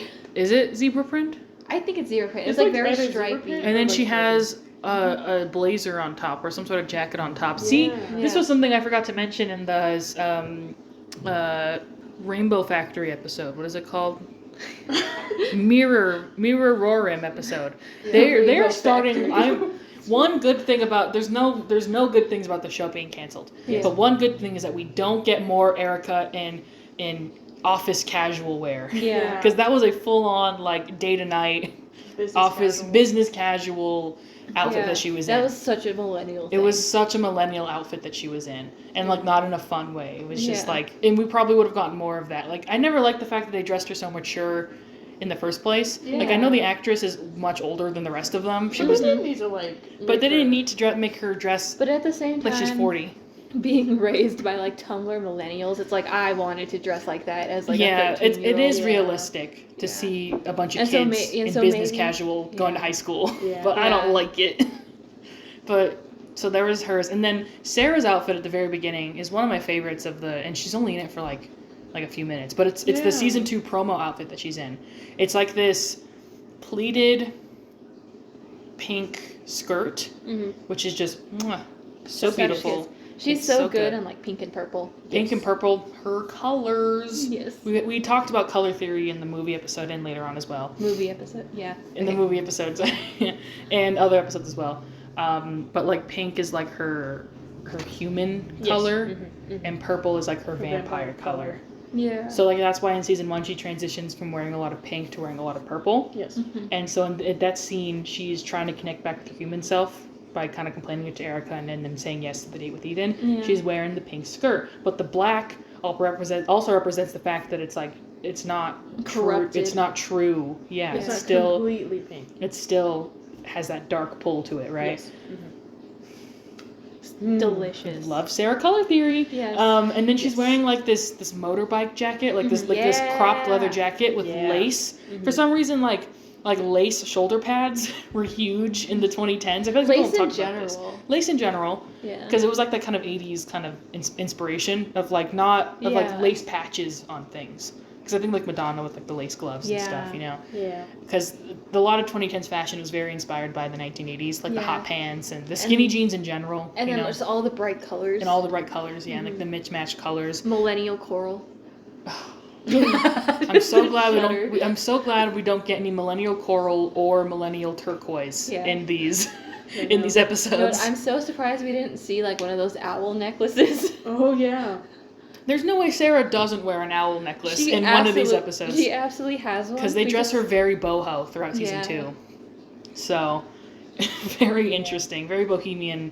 Vanessa Hudgens at Coachella. Yeah. Is like kind of like I kind of feel the inspo from her. Yeah. In season 2 episodes. I mean, it's inevitable. People are gonna die. Oh God. Well, we just keep talking about Vanessa Hudgens. She's like the martyr of this podcast for some reason. Sneak us out. Just sneak us out. Why did I mention Sneaker Night in the first episode? How did that become I think it's because we like. I think it was just in my mind that been day. In your mind. It was just like we were talking about it a lot back then. It was just something I had currently learned about and remembered. Like next fit. I like Sarah's date outfit. I was gonna say Benny's striped shirt.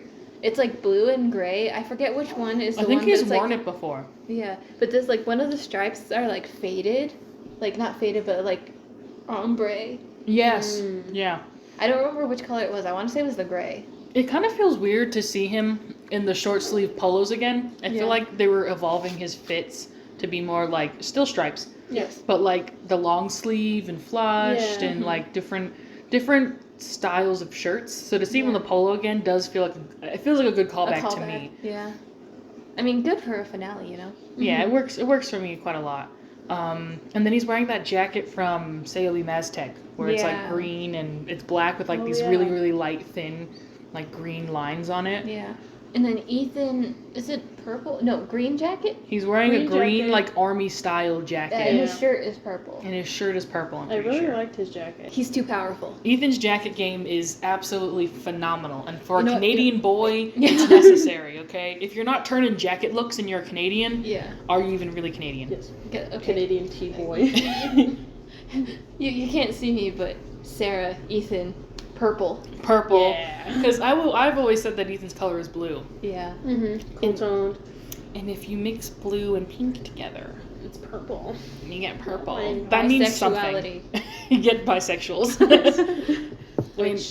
That's my theory for both Sarah and Ethan. Yeah. Is that they're both bisexual. Yes. Absolutely. Absolutely. Do you not see the bi lockers in every episode? The bi lockers, exactly. The bisexual lockers are very important to... My favorite bi icon, the lockers. The lockers. And My Babysitter's a vampire. Rory in the first episode is wearing yellow. I think that's his color. Everyone's in their colors. Yeah. Yeah, Rory's very like yellow. And it's not just because his hair. He's wearing the yellow jacket? He's wearing like a yellow... It's like a plaid shirt. It's like very Phil yellow Lester. plaid. As a plaid yellow long sleeve button up. And then over that in the first scene, when he wakes up Ethan from the dream, he's wearing a gray and yellow like windbreaker jacket, I think. Yeah, it's very like, good. It's very 2012 Phil Lester. Yeah, very much so. I quite like the colors he has on. Is Benny in his colors? I don't think he is. I don't know. It's because he's a dang mess in this episode. That's why. Because we said Ethan was cool toned. Ethan is cool toned blue. I've always seen. And then Benny's like warmer-ish. Yeah, I've always seen him as like. I actually said the opposite. That Ethan was warm toned and Benny was cool toned. I think it should be the opposite. I think Ethan should be cool toned. But they would always put Ethan in these like disgusting bright red graphic tees, and I'm like, he works and best. they're coming back now. Those graphic tees. I know. Yeah. I've seen. Like my brother has some. Oh my Yeah, gosh. since we mentioned season 1 Ethan red tones, it co-aligns with Sarah's pink tones to humanity, and then he becomes more cool toned over time. Let's freaking go. I connected the dots. Color master over here. Yes. So what was I gonna say about? I always thought that Benny's color was like, I've decided it's orange, and that's literally just because I love that orange striped shirt. Yes. That's my favorite, close to the red one. Yeah, and it's close to Erica because Erica's red. Yes. Yeah. Yeah. Like you said, like Ethan T's like blue. I see that, but also Ethan's very purple to me. Yes. Hence why I connected the dots. Exactly. So it all works out. You said you wanted to talk about Sarah's dress. Her date fit. It's an interesting color. Isn't it like a light pink? It's like a very light pink. It's like a beigey. It's almost beige. It's another very millennial pink kind of color. Pink nude tone. It's not millennial pink. Yeah. But close to it. It's a little more dusty and muted. Yes. And she's wearing a scarf. I love Sarah in a scarf. Yes. I like her dress quite a lot. And she has like this jacket with it too. That's really pretty. Yeah. And then the most important outfit in the entire... I think before that, was it before when Erica was wearing like the leather jacket with like the studs on That's part 2. Part 2? That's part 2.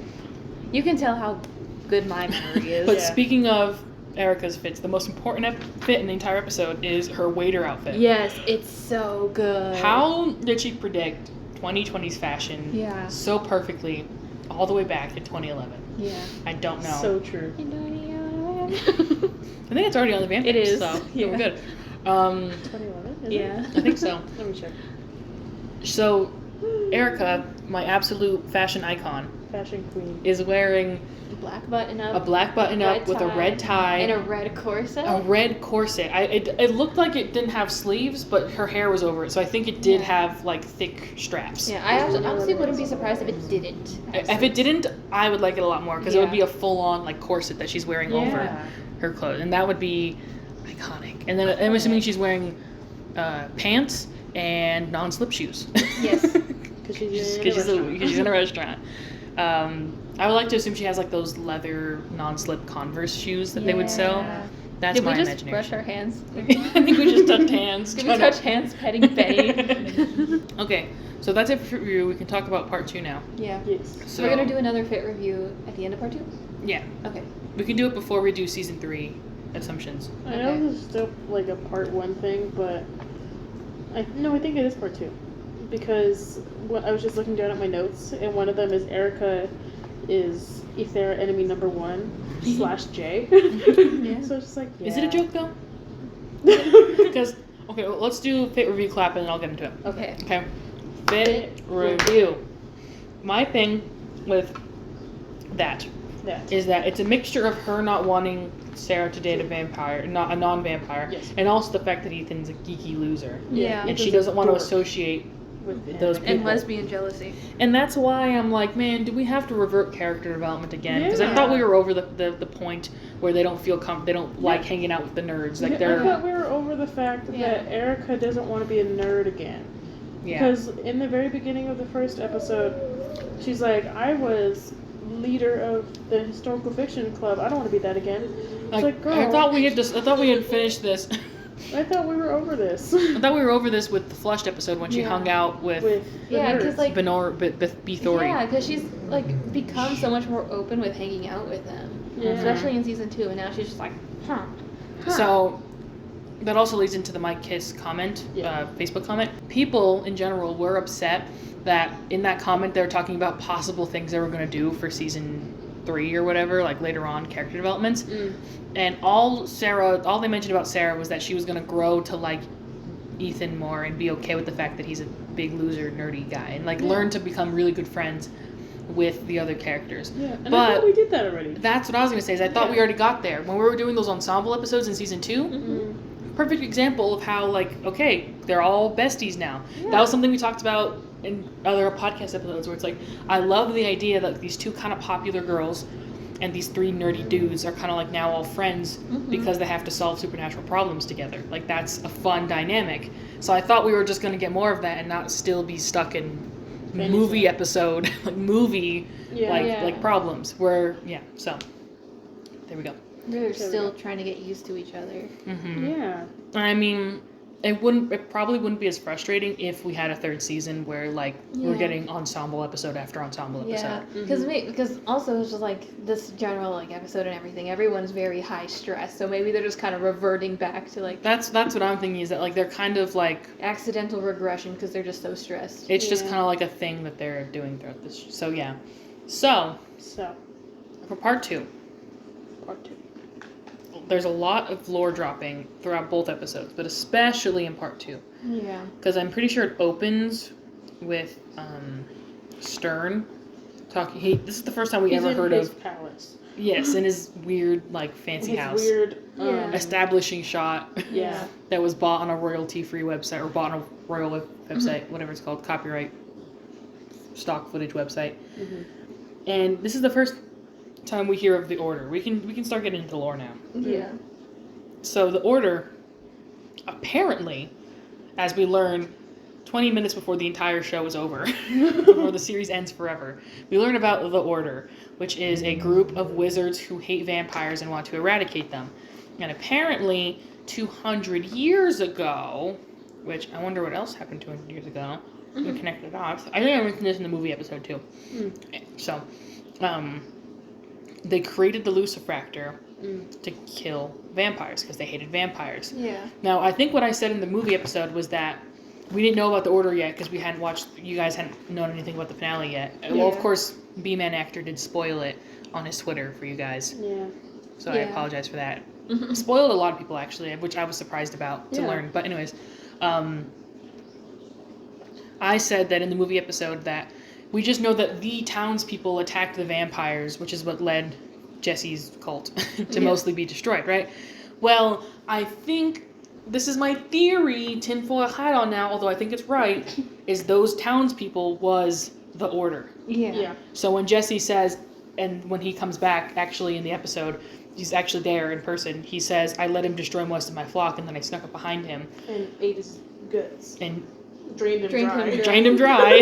Which is a hilarious sentence to say. Yeah. My thing with that is that's what I think, that they're talking about that original battle where Black's church became Whitechapel. Yes. Yeah. So it was the Order. And then my theory about the 1940s. I just realized, like, that's fun. Black's church, Whitechapel. Yeah. I think, good. And it's also, delicious. So, Yummy. my theory. Fruit salad. Yummy. I love the Wiggles. Gotta add it to Bad Babes. Can that be the last song on the Vampabs? That'd be hilarious. We end on the Wiggles.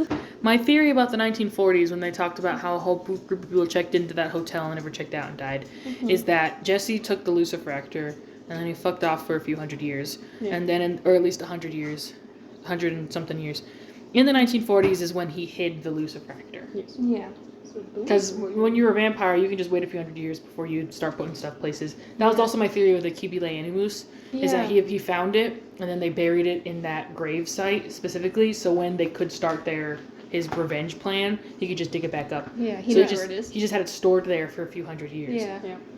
Again, that's my theory. I love making up lore from mbav because they don't give us any. Yeah. But and when they do, it's like, why? And when they do, it's like dumped on you all at once. Yeah. So an exposition dump. Yeah. And then we learned the name Galen Sinistero. Yeah. Which is the bane of my existence. And is the reason why I want to kill myself every time I wake up in the morning. I like how you wrote Galian.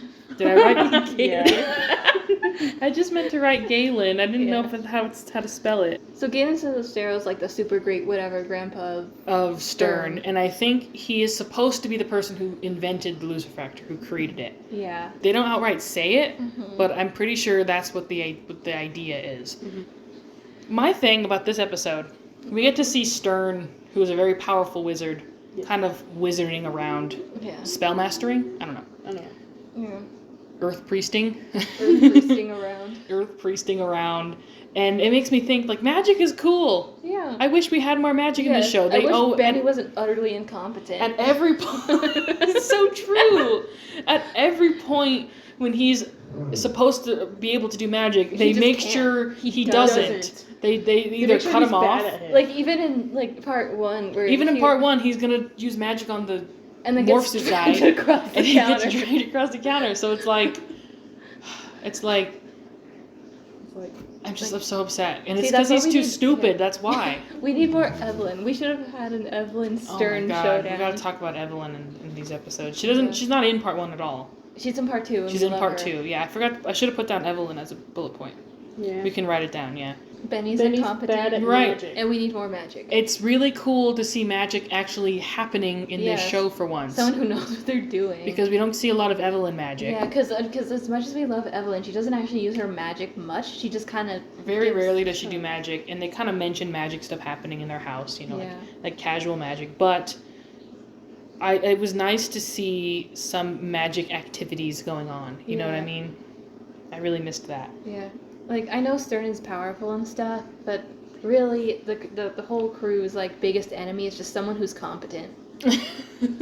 Competency is their big issue. Yeah. Yeah. And it makes sense because they're teenagers. Yeah, they're teens. They've been They're thrown literal into teenagers. this. One of my common things that I would say about the finale is that, like, it's realistic to its fault. Yeah. Because, like, of course this is what would happen if they come across an actual real villain and not, like, a toilet gator. Yeah. Or, like, a nice a guy. ghost car.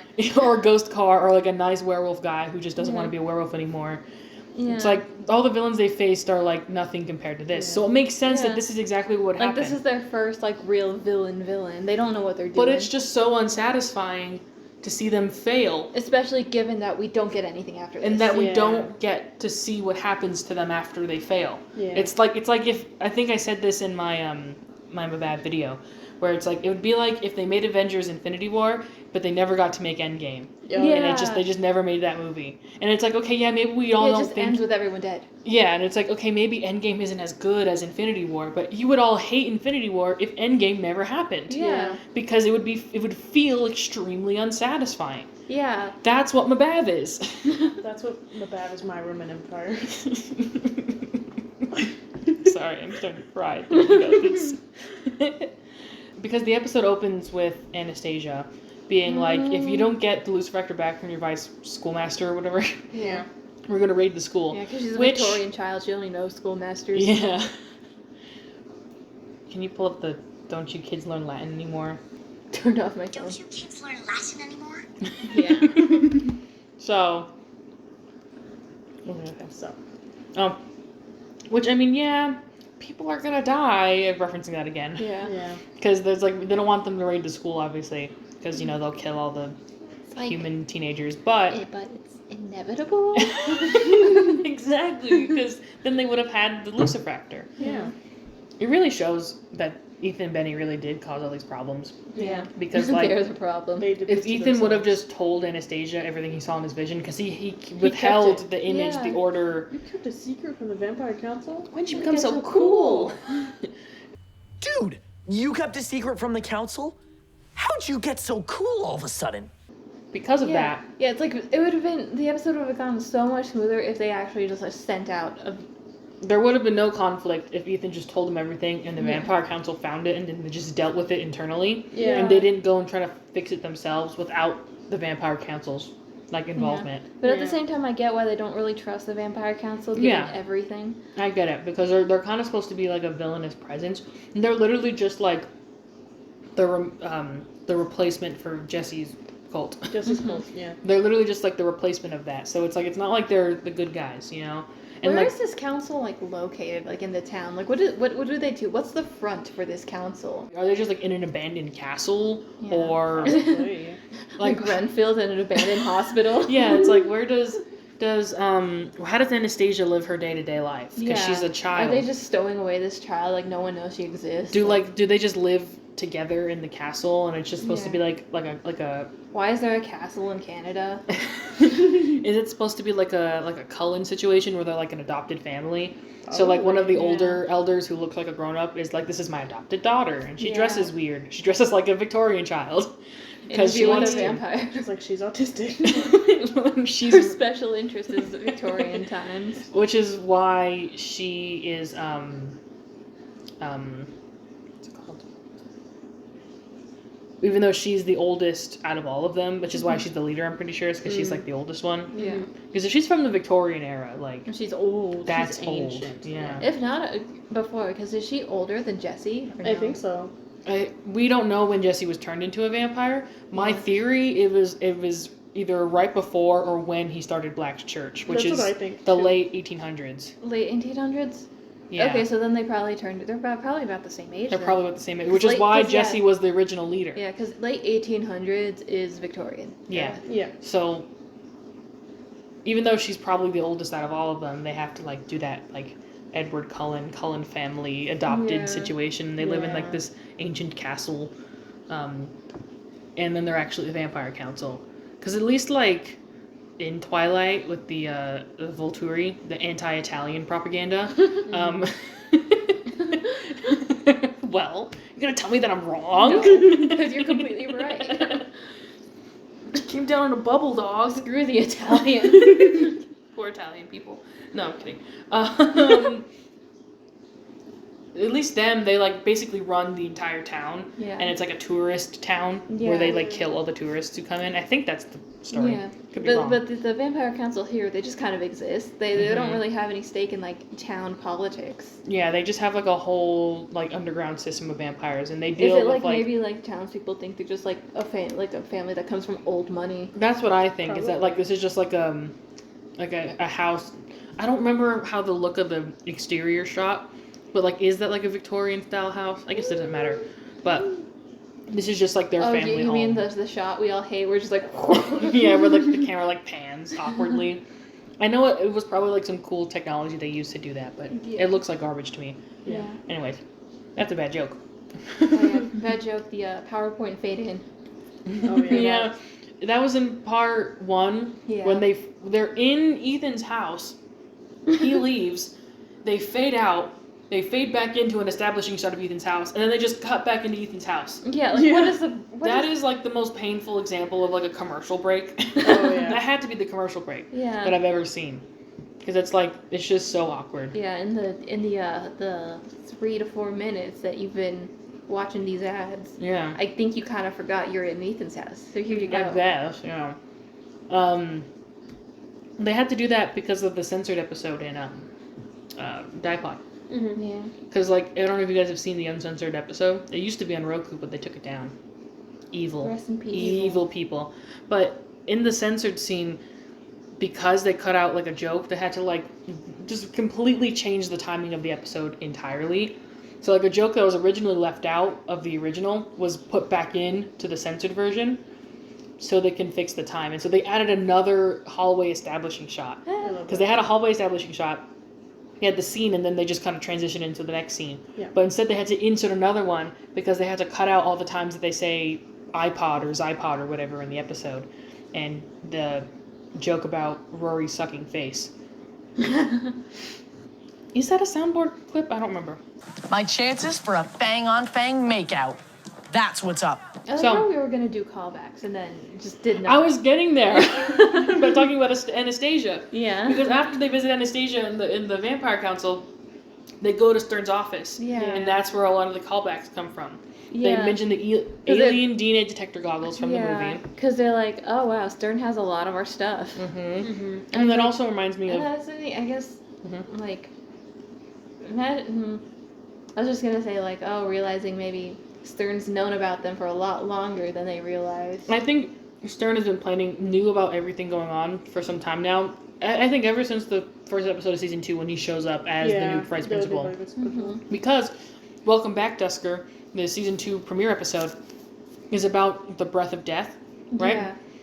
And they never figure out who sent that out. They're just Yeah. like, who sent, whoever made that that's my theory is that it was Stern. Because this happened the first day he's here in town, first day of school. Yeah. He's trying to kill off a bunch of vampires that are in his He's been school. slowly, like, building a power.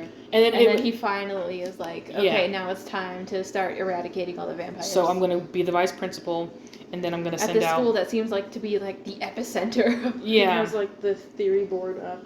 Yeah. He has, Arm like, a the bad red theory. string. Yeah. And I'm like, was he planning on making it look like Ethan's fault? Because they immediately think Ethan's the one who's killing all these vampires. Probably.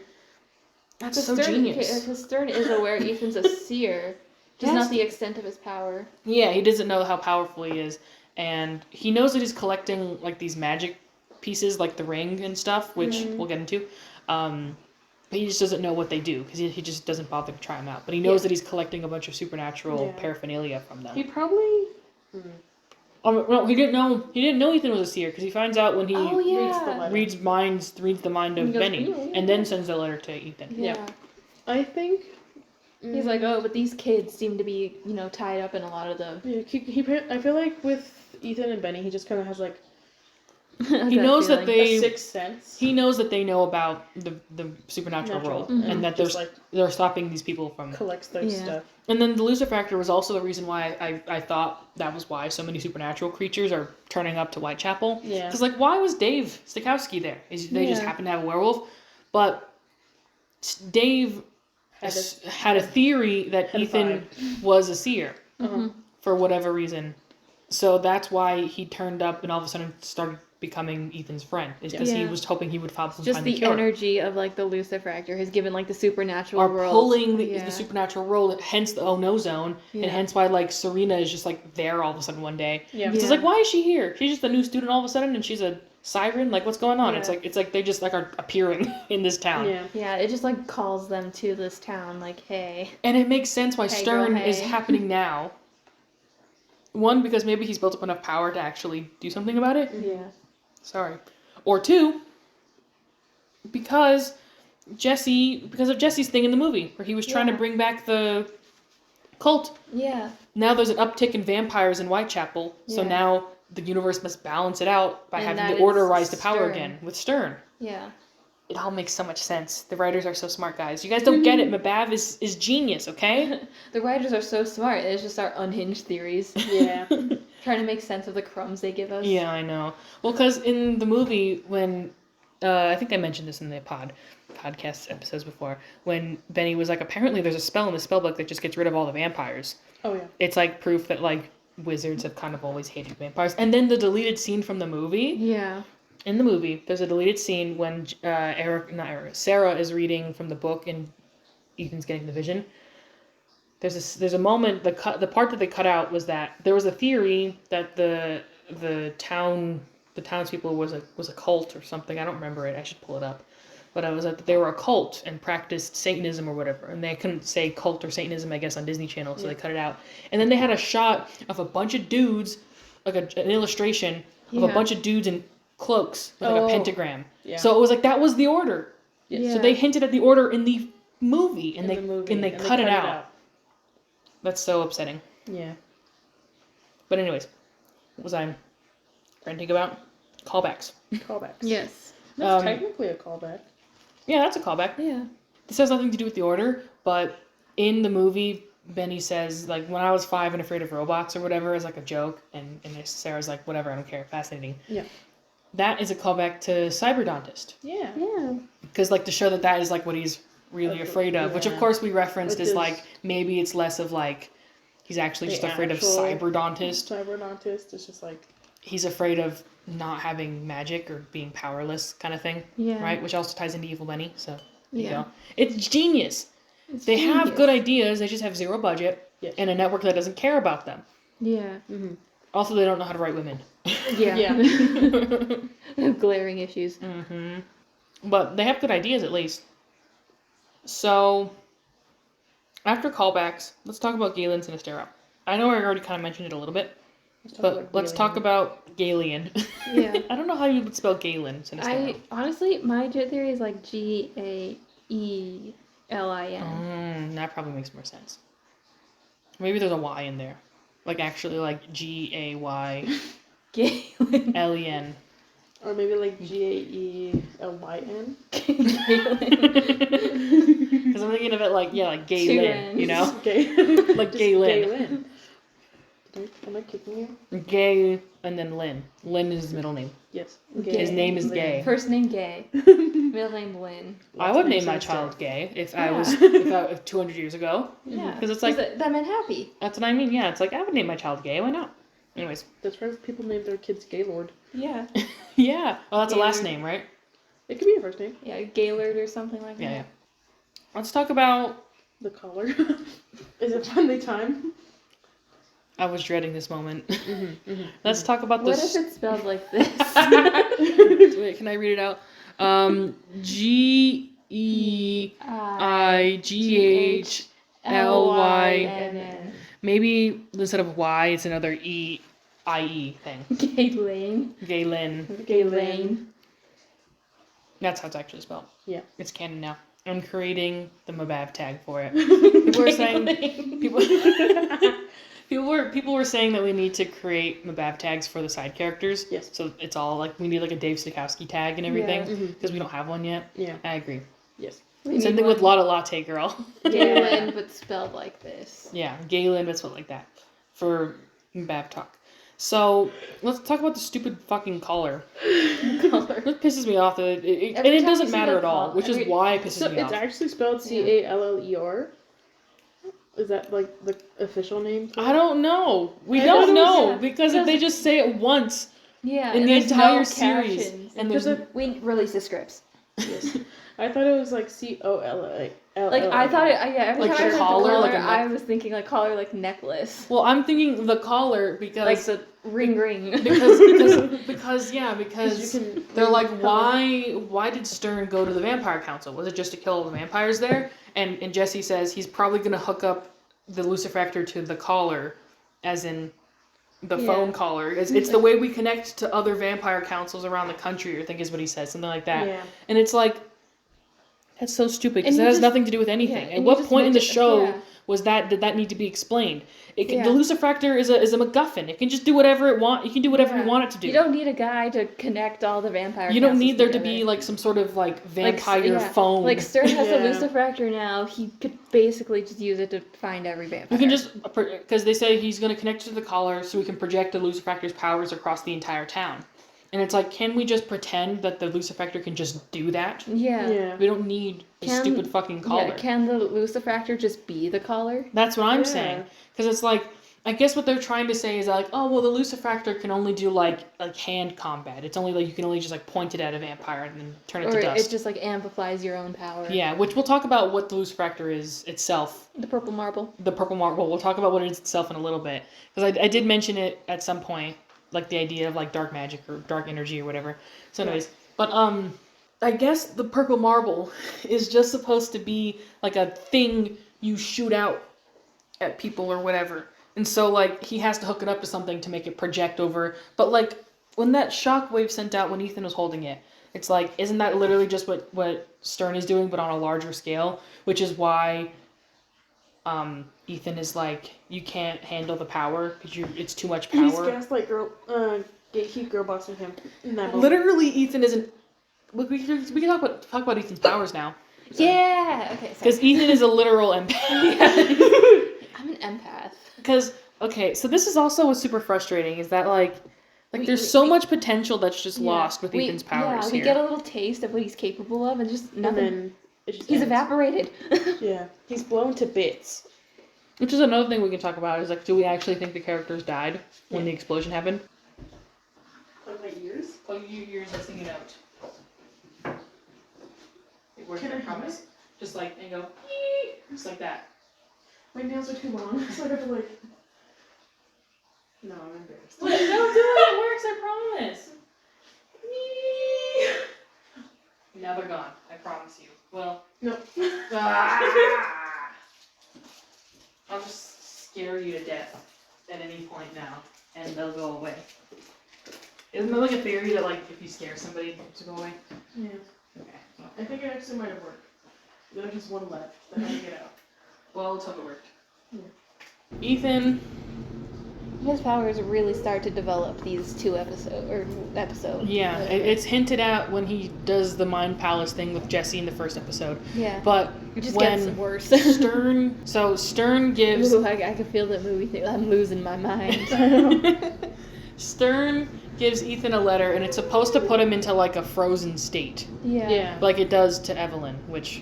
So sad. We'll get into. Ethan's just so powerful. But Ethan's powerful and he's able to... But it does put the curse on him. Yeah. To see dead people, which is that Sixth Sense. Yeah, the Sixth Sense reference. You can see dead people now. You can see dead people.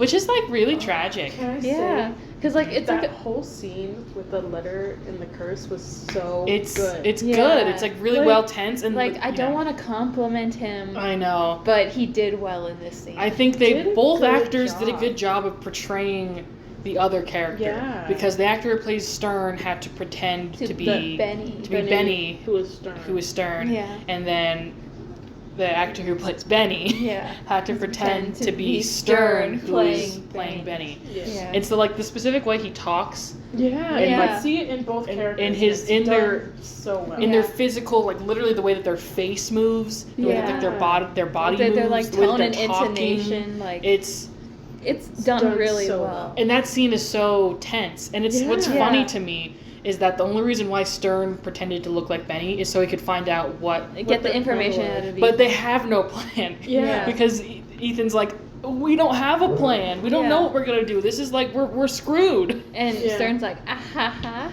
Thanks for the compliment. Which is like, Well, and the ring reveal when he like, Yeah. he's Just like- oh my god. It's And you just and so good. then like because at first the audience is like also like Ethan like, oh, it's just Benny, and then Yeah. the ring reveal and you're like Yeah. the audience is like The first time we watched the finale, that had me shaking in my boots. it's My my bones genuinely were quaking. wild.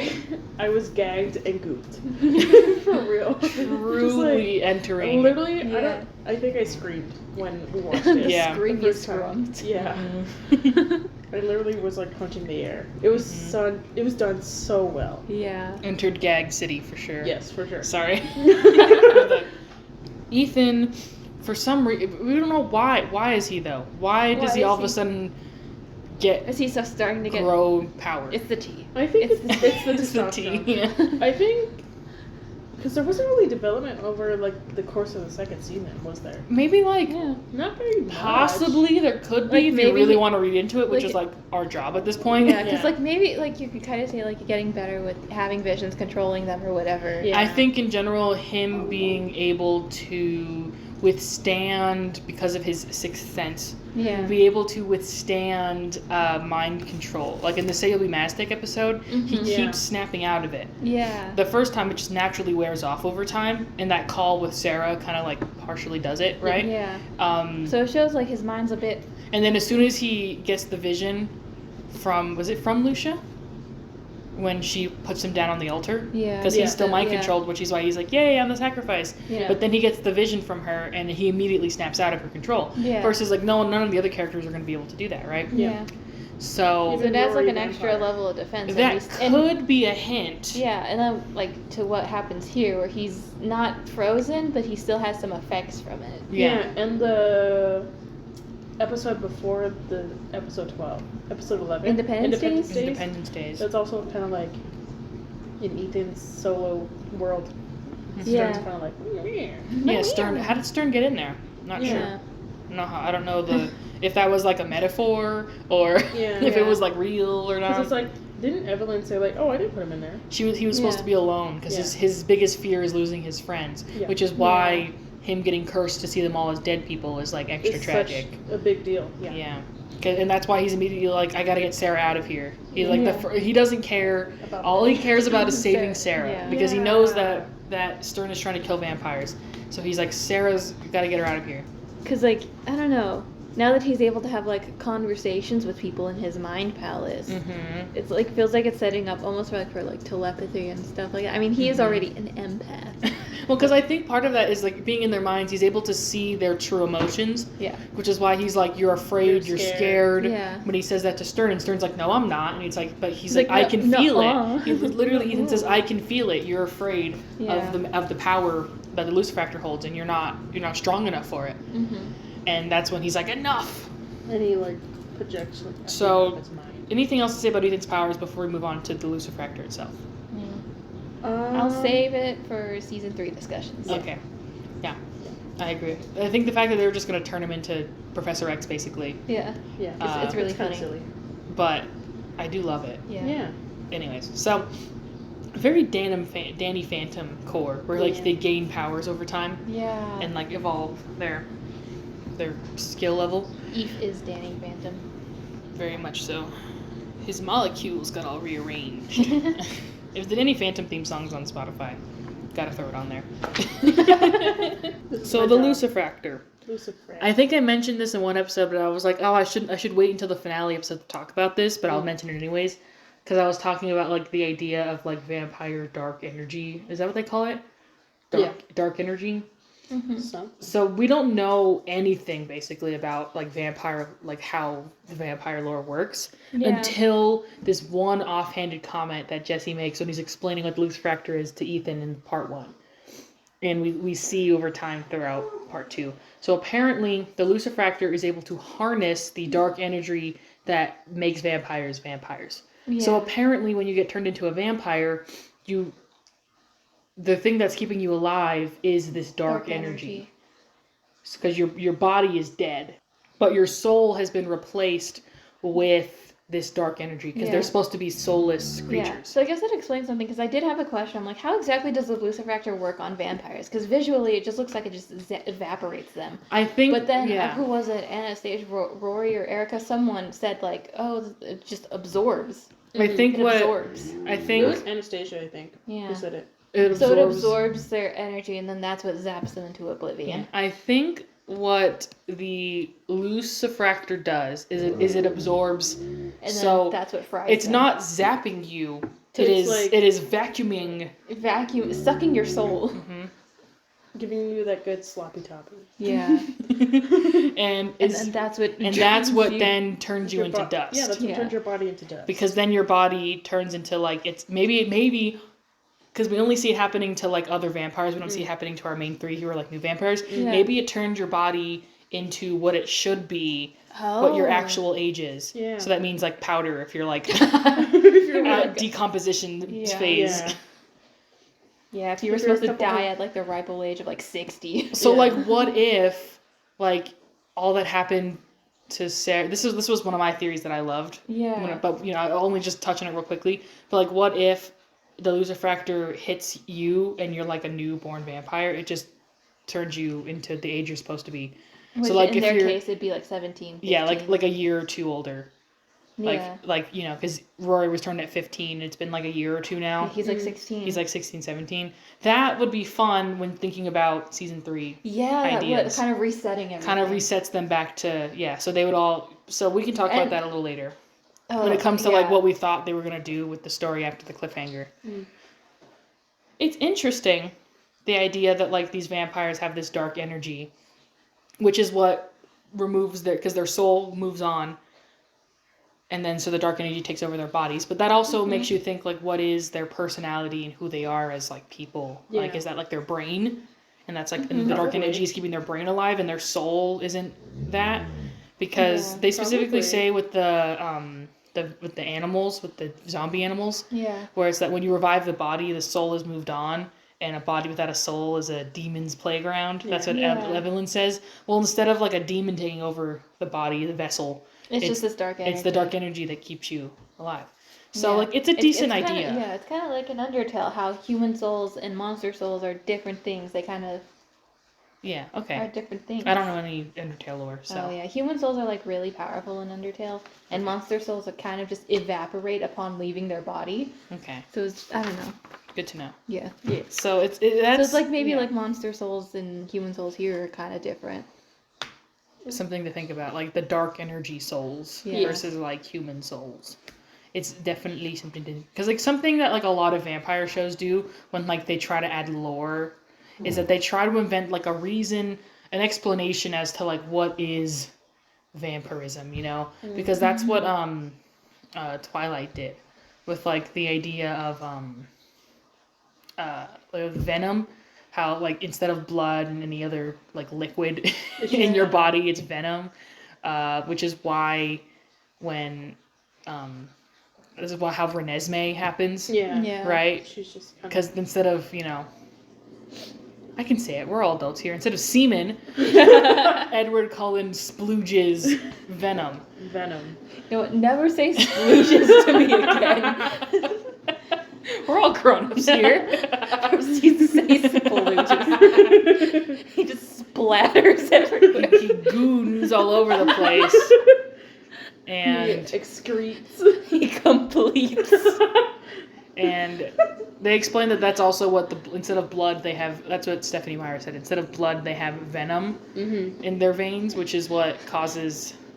Anyways, I did not need to know that, Stephanie Meyer. No, the implications of that. That's what I mean, because they were like, can vampires get erections? Was what someone basically asked her in a very nice Mormon kind of way, and she was like, well, they have venom instead of blood running through their veins. So there's your explanation. And I was like, so all it's right. like, but that means that then they release blood. I know. I don't think it makes sense either. That's why I said all bodily liquids are replaced with venom. It's supernatural, so it doesn't really make actual anatomical sense. The same thing how we were questioning, like, how does human food work in vampire bodies? That Edward and Bella did it with the limp. Yeah, they're like, is Edward just a soft king? Yeah. Like we don't know. But I think that's why Stephanie Meyer like clarified it. Yeah. In like a Reddit AMA or something. I know. I didn't want to know, but now I know. Now we have to know. Not plagued with this knowledge. So like that's Twilight's explanation for how vampires work. Yeah. But apparently vampires in mbav also have venom because you insert the venom into the person to. I guess they call it venom, but it's actually just you're transferring dark energy. Yeah. So you're killing them and replacing their soul with the dark energy. I think instead of they just call it venom because that makes more sense to be like it goes through your bloodstream, but it is actually just dark energy. I guess maybe that also could explain like why fledglings can't technically be a thing, because maybe the dark energy just rots you from the inside. Mm-hmm. Yeah, I think you die, and you're just kind of rotting, and you don't have and then. You'll succumb to your wounds. And then like if a fledgling like bites, a fledgling can't turn because they don't have the full dark energy powers yet or whatever. Fledgling has to suck the life out of someone to complete the transformation. Yeah. Do we have complete mess on the vampires? On the vampire, why am I asking? Yeah. What are completing references enough to get it? You make me complete. Because I was thinking, I was gonna say, you make me complete. You can also add. I'm coming. I wasn't going to say Lost Boy by 5 Sauce. I was going to say Miserable by Lit. Oh yeah. You make me come. You make me complete. Or like, you're the only one who makes me. You're the only one who's making me come to my sinful senses. Because that's on Spotify now. Yeah, I was Mars thinking of Wildflower, because you said you're the only one who makes me. So many songs to add now. And so many of them are 5 Sauce. You're the only one who makes me every time we. Imagine and what's unreal. Imagine the unreal feeling as you're ringing up someone's groceries and you just hear that playing in the background. It's come on twice in like the past couple months. That's great. And like I'll just be at a register. I'm like, oh, that's like vaguely hearing the song. I'm like, oh, that sounds kind of familiar. And then I hear every time we. They didn't need to censor themselves, in my opinion. Miserable by Lit? Miserable by Lit. Yeah. And then... Using You by Mars Argo. And then Wildflower by I got 5 Sauce. Wildflower already. And did you add Lost Boy? No. I'm coming. Lost Boy. Man, so many songs talking about... And what was the one before Lost Boy that you said? What's it called? Complete Mess. Complete Mess. I got that. That was it. That's it. No. Using You by Mars Argo. Yeah, thank you.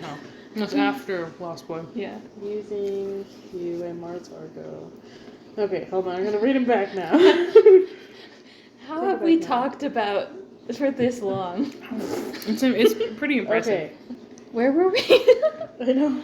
Why did I put the bullet point Stern is homophobic on I it? don't know. Because I said that was like a random note I had, and I guess he just bullet pointed it. Yeah. But Stern is homophobic. He doesn't like vampires. Vampires are gay. That's it. I don't think it needed a full bullet point. Why did I add it? Oh, okay. Ethan's mentally ill. Let's talk more about the emotional core of the show. So there's this whole emotional arc, which does make me cry. I will be honest. Yeah. I did see the tears. Because Evelyn tells him before he gets put into the trance. Did I mention that there's a block of cheese just in the episode? Did you guys ever see that? No. In the living room scene at Ethan's house, where are his parents? Anyways. We're off No, the- they're not. Are they not at Ethan's house? I think they're at Benny's house, actually. They are. So that's Benny's living room? Yeah. I never realized that. That's like his house. Yeah, because we've only saw his like closet of a room. Because they're like, okay, let's have Grandma take a look at your head. Is what Yeah. they said. Let's have Grandma take a look at your head. And so they're in her like magic room, which is just like the storage closet, right? Yeah. But then they're in a living room, and that must be. Because it's not really Ethan's living room, is it? It doesn't really. I'm starting to blank now, and if it looks like Ethan's living room or not. It kind of does a little. It might be the same But there's, set, like, but big they've differences. changed. Like different furniture. It's probably just the same set, but they just changed the set design, and they left a block of cheese on the table.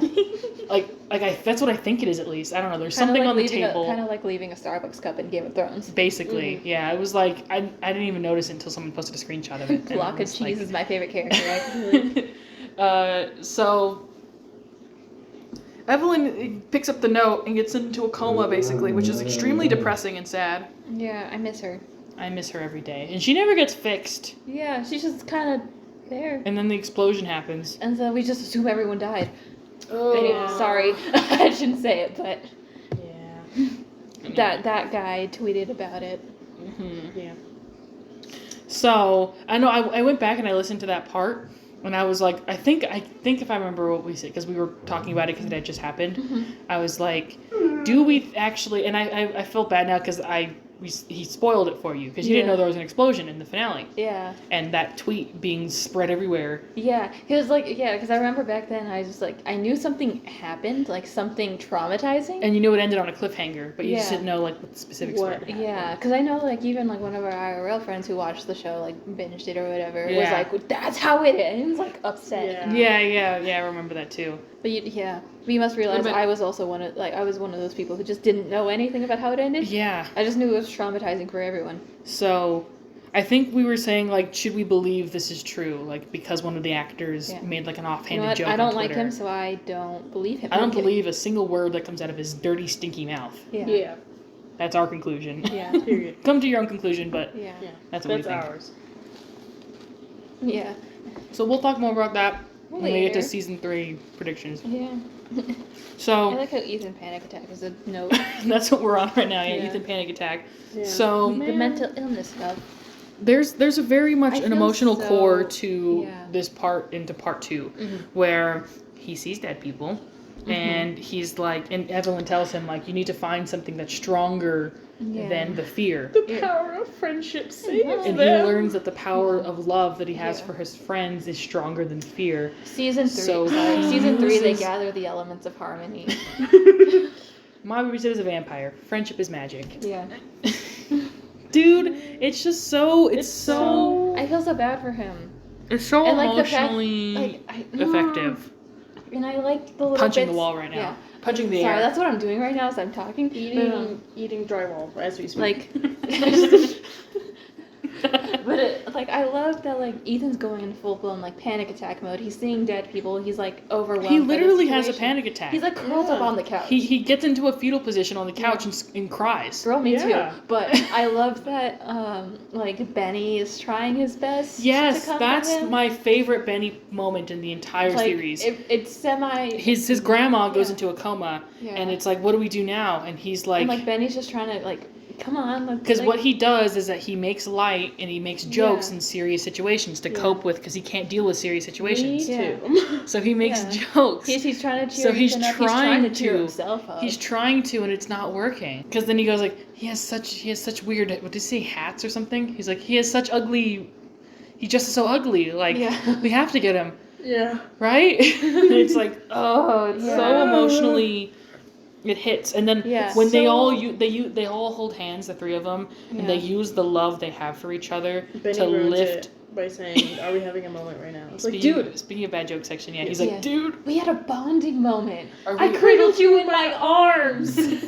that's literally what he does. He's like, dude, are we having a moment? And it's like, shut up. You don't need to know homo the situation. Yeah. Bros can hold hands and share their love Yeah, for it's each like other you're fine. I'm sure you're both wearing socks. without Just your hold hands. without your masculinity being questioned. Yeah. Like, please. Please, please. I don't even know where he is anymore. So That's Yeah. that first scene. I love when after- they get like emotional with each other. Yes. That first scene after Ethan reads the letter and runs out of Stern's office. Yeah. And he runs into Sarah immediately. Kills me. Yeah. He's like, "What's wrong with you?" God. Oh, my it's so God. sad. Because he could tell he's just spiraling at that point. He's like, "Oh my God, it kills me every time." And the way Sarah's like, "What's wrong with you?" I'm just like, And he like actually runs away from her. yeah. It's so sad. God, imagine the way Sarah felt. I know, because she didn't know, and She she didn't finds out know. eventually, but Yeah. But it's like, it's so. kills me every time. And oh my God. So Sorry there's a to lot- start over it again. There's a lot of. So many emotionally Him driven trying to parts. get her out of class to talk about it with her, and he's just like, no. She's just like, no. Oh, it's Oh my so. God. It's just it's sad to see Sad again that- miscommunication. yeah. They never it was never a problem before. Miscommunication is always my least favorite trope. Yeah. I'm just like, It's just like, And then like speak to each other. speak. and then not willing to like she's like no go away, and I think it's Yeah. because they're in class. I'm assuming Yeah. that's why that's really why she does She's it. like, It's not I'm that trying she- to graduate, dude. yeah, it's not that Yeah. she doesn't want to talk to him. It's just like she doesn't want to like get out of class. She and thinks it's over something like ridiculous. yeah, Yeah. even though it's like something serious. Serious. Because I think the reason why he goes to talk to her is because Benny says maybe you should try to get her to go To in and do it. get the Yeah, lucifractor. because she has a better chance than us. And because they don't know that Stern has it in his like box in his weird Yeah. His castle, weird box. so they still think it's in his office. Yeah. Because they don't know he's evil yet, but it's through that is when they find out he's evil. So Yeah.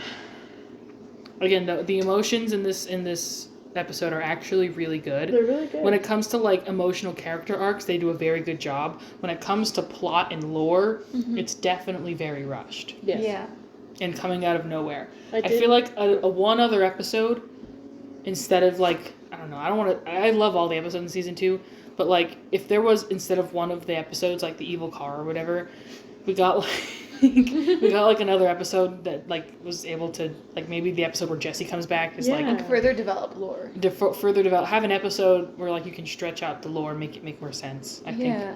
would have Instead been of trying to smash it into this finale. it would have been more emotionally resonant because it's a two-parter and it still doesn't have enough time to explain everything. Yeah, because the big thing is like it's a two-parter, but they only use one part of it to establish the lore. Yeah. Exactly, because it has to share screen time with the date with the shenanigans. Sarathan date. Yeah. So maybe I think I said this in my video too, where it's like if they could have had a full episode just for their date, and then Yeah. maybe at the end of that Then episode they hint at kind of like what they did with 3 Geeks and a Demon, which is what they Yeah. kind of did for Independence Days, but instead have like the romance only be one Yeah. episode, and then the two-parter is like Ethan and Sarah are still kind of weird. Yeah.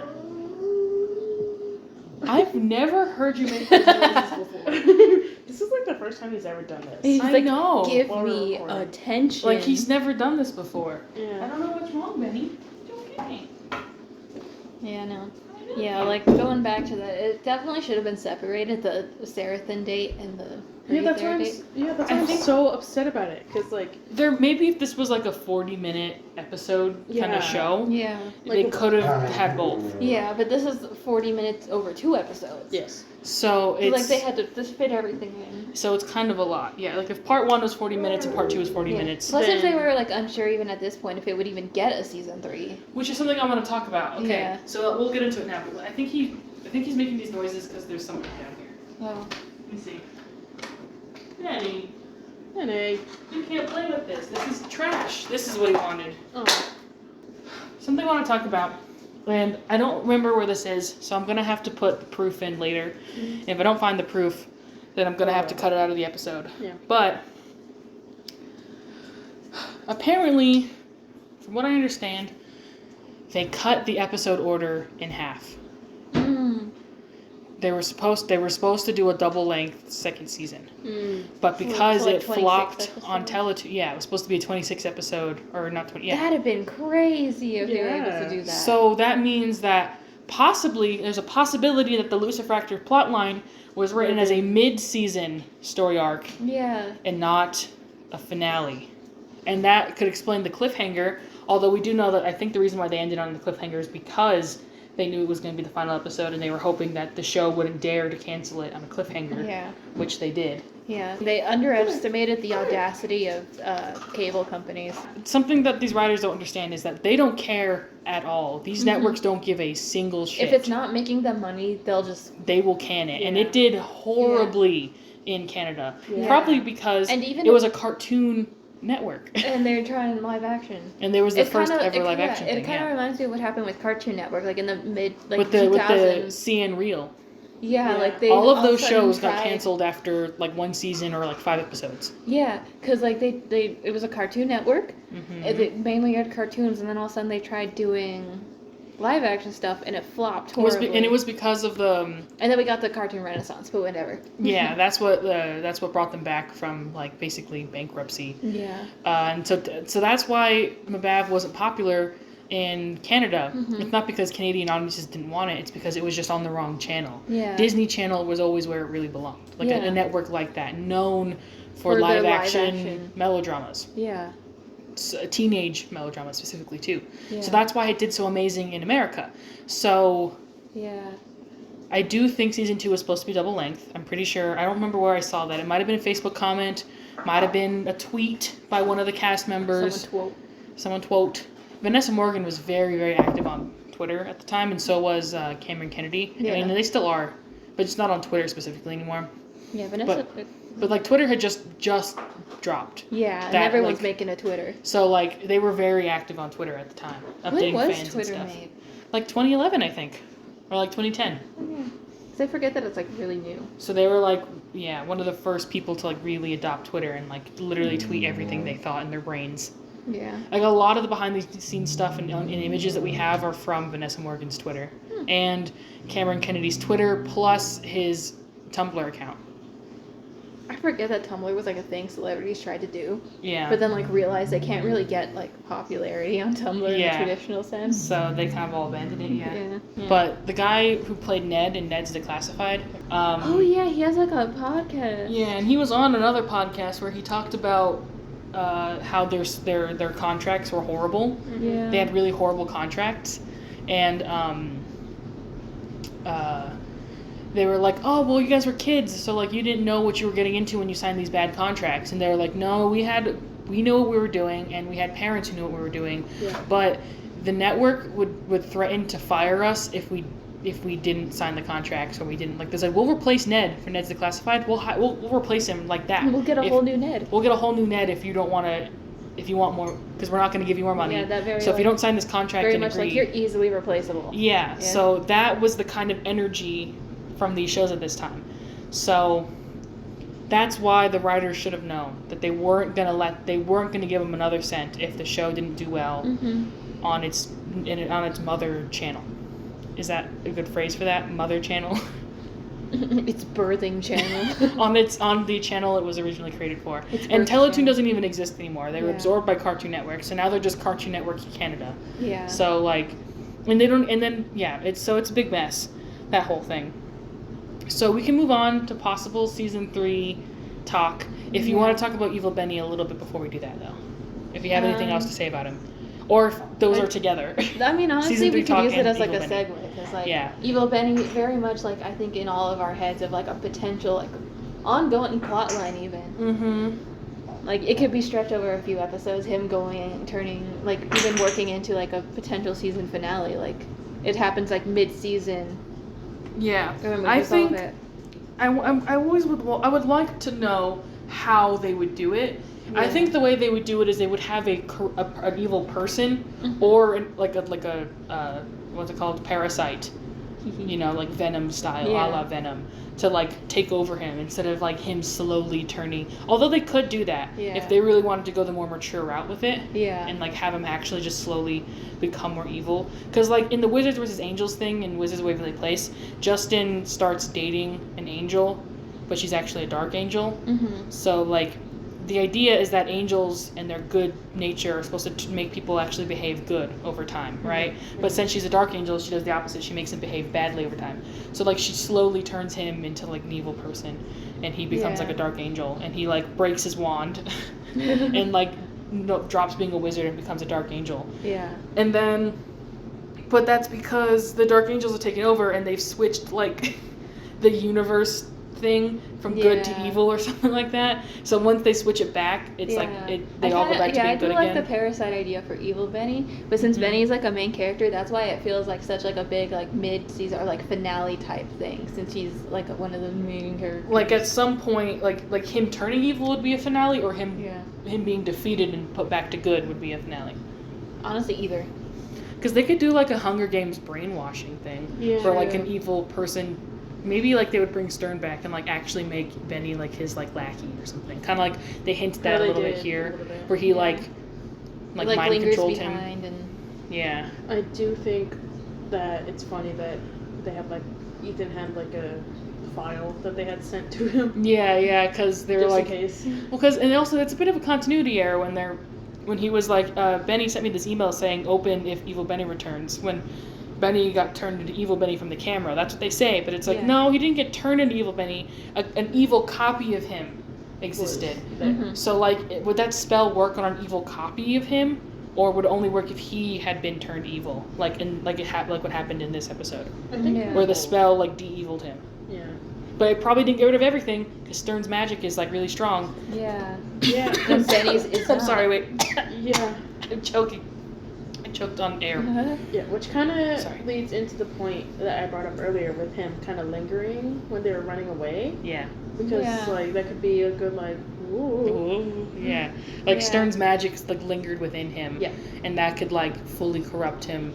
Like maybe like he starts seeing like apparitions of Stern or something. Yeah. That'd be sick. Oh yeah. It's like his like Stern's like mind control is like still in there. That'd definitely be like not to go back to Marvel, but that'd definitely be like Infinity War like Endgame situation where Stern is still the big baddie that they have to defeat by the end. Yeah. Like kind of like their Endgame, you know? Yeah. And speaking of, I forgot to mention this with Lucifractor.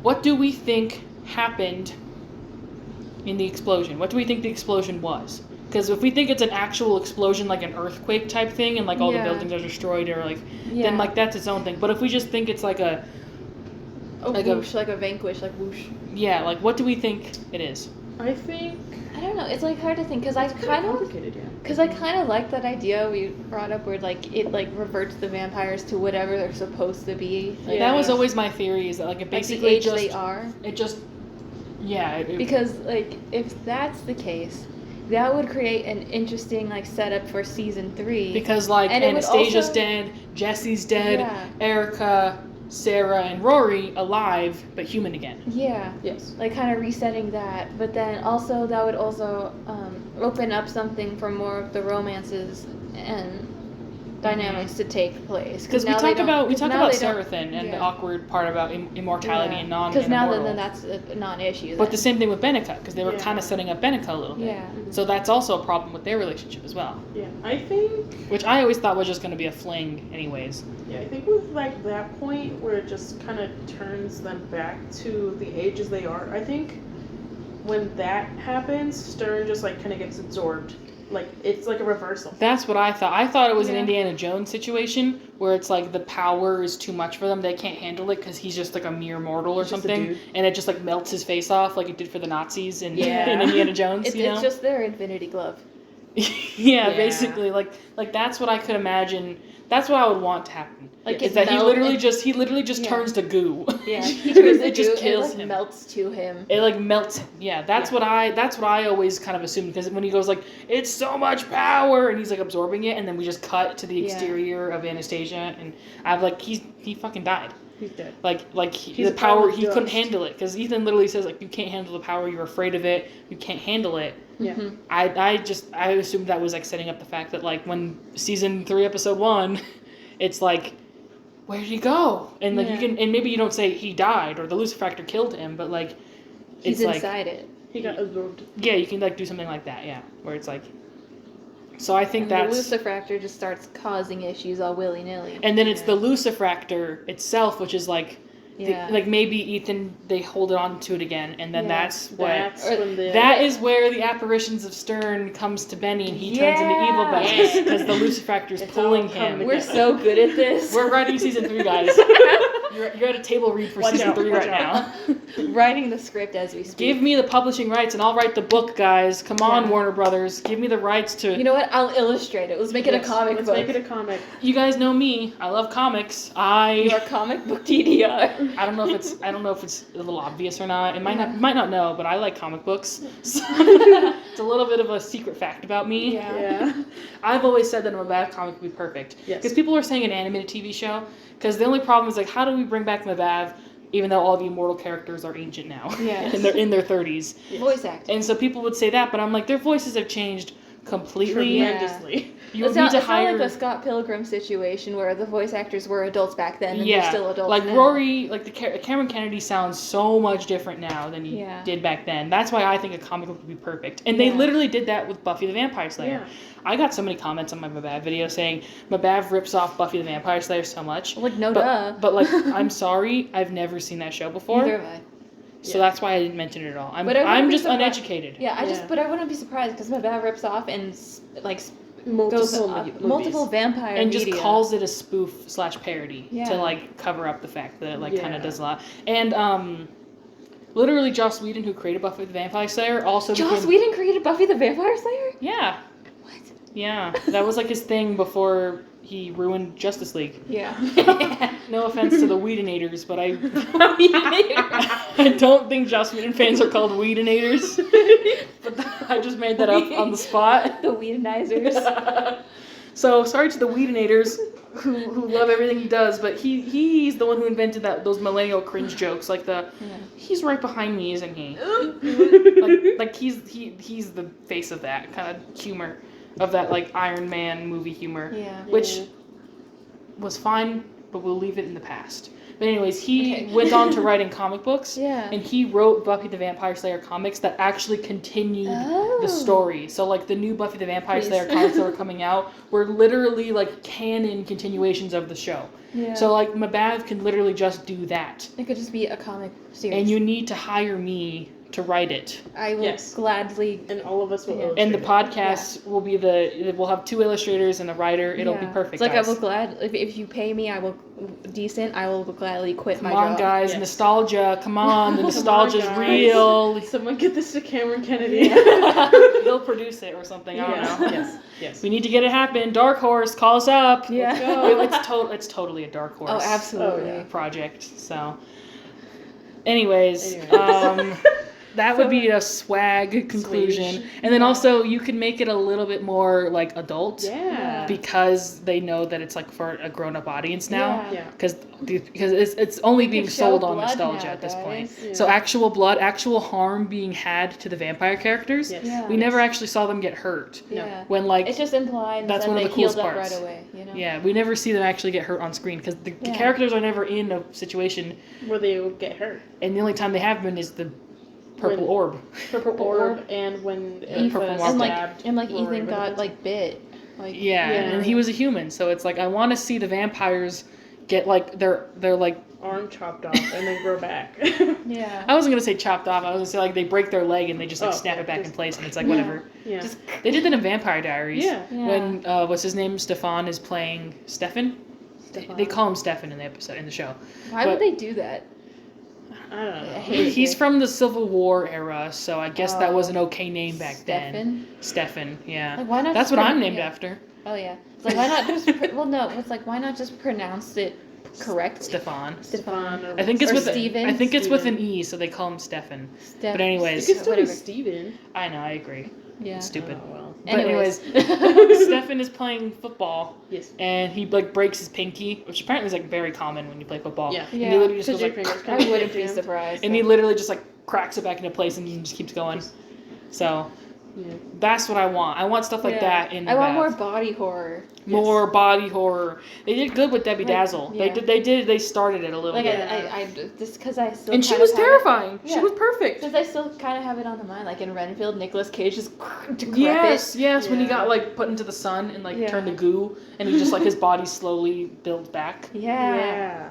I want that for Jesse. Give Jesse... You just say Redfield, that's so good. Anyways. Give Jesse his Nick Cage Dracula realness and have him be like a pile of goo. Yes. Who like turns back into real like vampire he mode. somehow is the only old vampire who survives this. I've always said that I would love it if Jesse I don't want to say I want to redeem him because he's a really bad person. He's done a lot of bad things. Like, well, let's not give him a Zuko arc, but not a full Zuko arc, but like seeing him have to reluctantly work with the Fang Gang was fun in this episode in part 2. And I think more of that would be cool. Yeah, kind of like an not even a anti-hero, just kind of a... He just like appears they need his help every once in a while because he's an old ass vampire who can do like mind. Like imagine them being like he just kind of retreats into the woods and they're just like, hey, I know a guy. And they just call him up every once in a while. I know a guy. Like literally they need to mind control somebody. Yeah. And you have a runner where Benny's like, I can do it, guys, I promise. I can find a spell, and they're like, absolutely flops. We're not gonna trust him. Yeah. Let's call up Jesse and have him mind control some people. And so he does it. I know you like doing this. Come over here. And he does it reluctantly because like he has to work there's some other plot reason as to why he wants to help them so he can get something in return. That would be so cool. Yeah. Yes. So, my theory about the Lucifractor, like we were saying, is that I think the explosion did... my personal hope, my wish would be that they cut back and it did fucking nothing. Yeah. Because Stern just exploded and got absorbed into it himself. Yeah, and that's the explosion, the explosion went out and then went back in on itself or something. Yeah. And it didn't actually harm. So everyone just wakes up and they're like, oh. It kind of does the same thing with Ethan in the restaurant where it just kind of sends out a shockwave and that's it. Yeah. It didn't actually kill anybody. Yeah, it just kind of knocks out like the vampires a little bit. Yeah. For an extended amount of time, maybe. Yeah. Maybe like Maybe they all have to be like hospitalized or something. Yeah. Like and vampire they're hospital. weak. Oh my god, vampire. Yeah, like hospital. they turned the castle into like a vampire hospital. Into like a little vampire hospital. So they're all like in cots, like trying vampire hospital plot to heal up and recover, and like Benny and Ethan and them are helping, and then they somehow have to get Erica and Rory back from Anastasia. I don't know how that's gonna happen, but they'll somehow make it back to Whitechapel once they find out everything's fine, and then they'll all hug and Sarah will kiss. I was literally like they'll see each other and they'll kiss on the mouth and I'll be happy.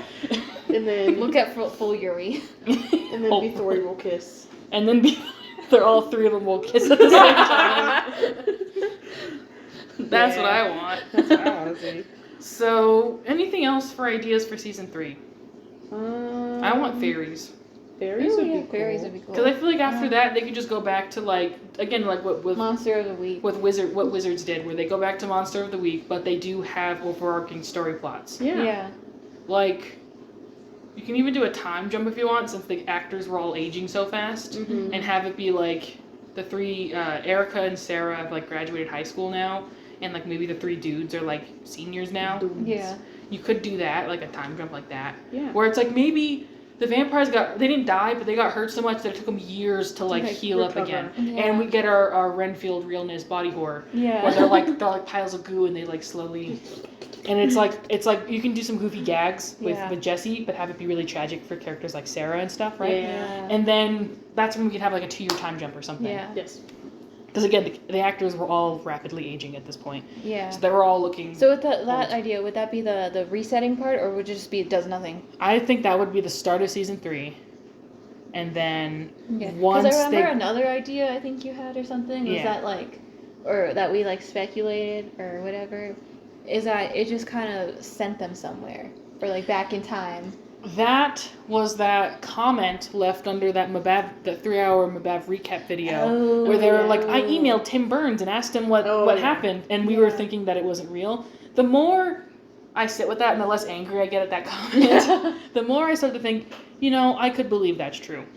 Yeah. If I'm being completely honest. That the Lucifractor was more of a portal, if anything. That it like, what happened, because what the comment said that was supposed to be Tim Burns' response was that all the people running out, Jesse, Ethan, Benny, and Sarah, all ran out, or like somewhere in the castle they found a portal, and they jumped in the portal, and it sent them back to the Black's Church time, the late 1800s. That would be interesting. And but but the more I sit with that, the more I'm like, I don't think I want mbav to be a period drama. Well, that's what my thing is, that I was like, that was like a last-ditch effort, like, oh no, we don't have another season, we only have 90 minutes worth of movie or 80 minutes of movie left to wrap up this storyline because give a satisfying conclusion. Yeah, because that one does seem like it'd be more. That's what we would do.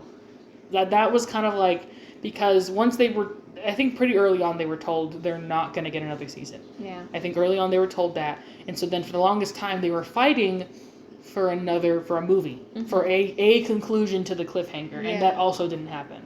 So they had probably ideas for season 3 and maybe even a season 4. Because there's no way this was getting more than 4 seasons. Okay, that's absolutely not. Yeah.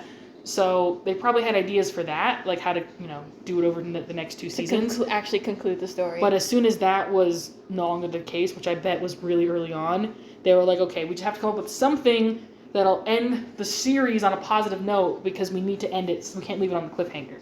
But again, that also never happened. Yeah. No, I like our idea It's really better. serious, guys. Yeah. Like, it's getting serious in here. I like our idea better. I like our idea better, for sure. I think and you could do that in a movie. Like, have, like, all the vampires get, like, horribly injured by the explosion, but it doesn't kill them.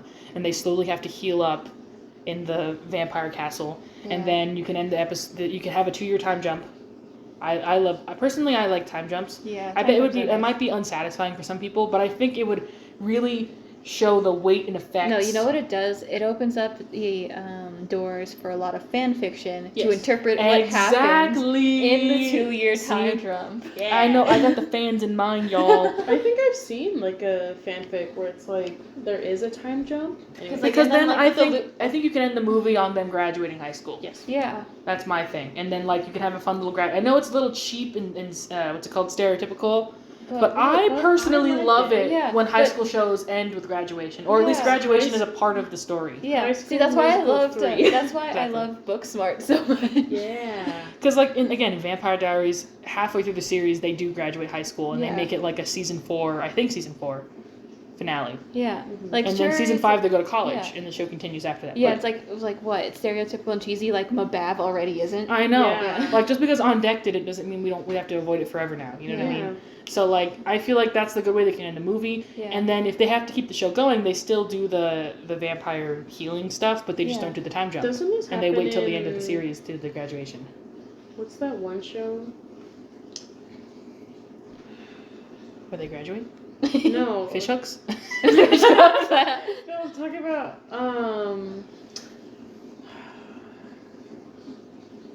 I don't know why I want to say Golden Girls, but it's not it.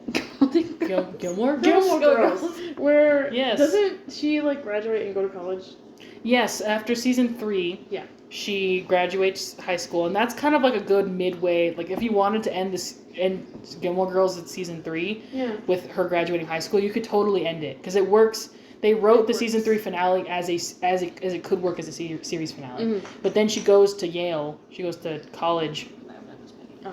And then she goes to college for seasons 4 through 7. And the entire series ends with her graduating college. Mm-hmm. So. Yeah, so see, they could have done something like that. I like that. I also think about personally. like the Lucifer actor being a part of this, like since CERN's just like goo inside of it or whatever. Yeah, the and Lucifer like actor as could be. The vampires heal up, maybe the Lucifer actor is a little more like sentient now that it's fused with like a human. Yeah. And so it starts detecting that increase in like dark energy as the vampires are now coming back. And it starts to influence Benny yes. to then try and start the order. Maybe he tries to start the order up again. Yeah. And he tries to become the leader of the order. But then they somehow, through shenanigans, and then it's also like because the and that can either be a full season or a half season arc. Through the power of friendship. They stop Benny from doing that. And where the Lucifer actor is now starting to become more powerful, where the vampires are coming back, that's what starts getting the like more monsters and stuff. So we continue. So we can continue with the Monster of the Week stuff, with having different monsters appear. Yeah, being and attracted. You can do werewolves again. Yeah, Bring Dave back, please. Bring Dave back, please. I miss David. We need Dave in the finale to help them defeat the Lucifer actor. I really wish David would have become like. We need to see Dave graduate. No, yes. That 35-year-old man. At least there's an explanation as to why. He comes back and he has his GED. Got my GED. See, I'm perfect. I want nothing but success for David. Yes. It makes sense why he looks like a grown man. Yeah. It's because he's literally only there. he's literally only there so we can find the cure. Like, Yeah. he's appeared because he knows that Ethan can help him find the cure, or he knows that the cure is at least in Whitechapel. He's like, I know I'm gonna fit in with all these background actors. So that's what, with the Owen Wilson looking guy in the background. So, like, because people are like, why does he look so old? And it's like, well, it makes sense. Same thing with Jesse. Like, it makes sense why Jesse is is pretending to be a high schooler. Like, it makes sense because he's trying to enact his revenge. Yes. It literally makes no sense that Edward Cullen is in high school, but, you know. I think that's one of the things that the writers were like. They were like, we have to make it make sense. Yeah. So, Yeah. good for them at least Good for for that. them. So, is that it? Do we have any more season 3 stuff to talk about? I think we have some really good ideas for Evil Benny. I think we should, maybe we shouldn't put it in the episode. Yeah. Because then someone might take the idea and... No, please write this fanfic.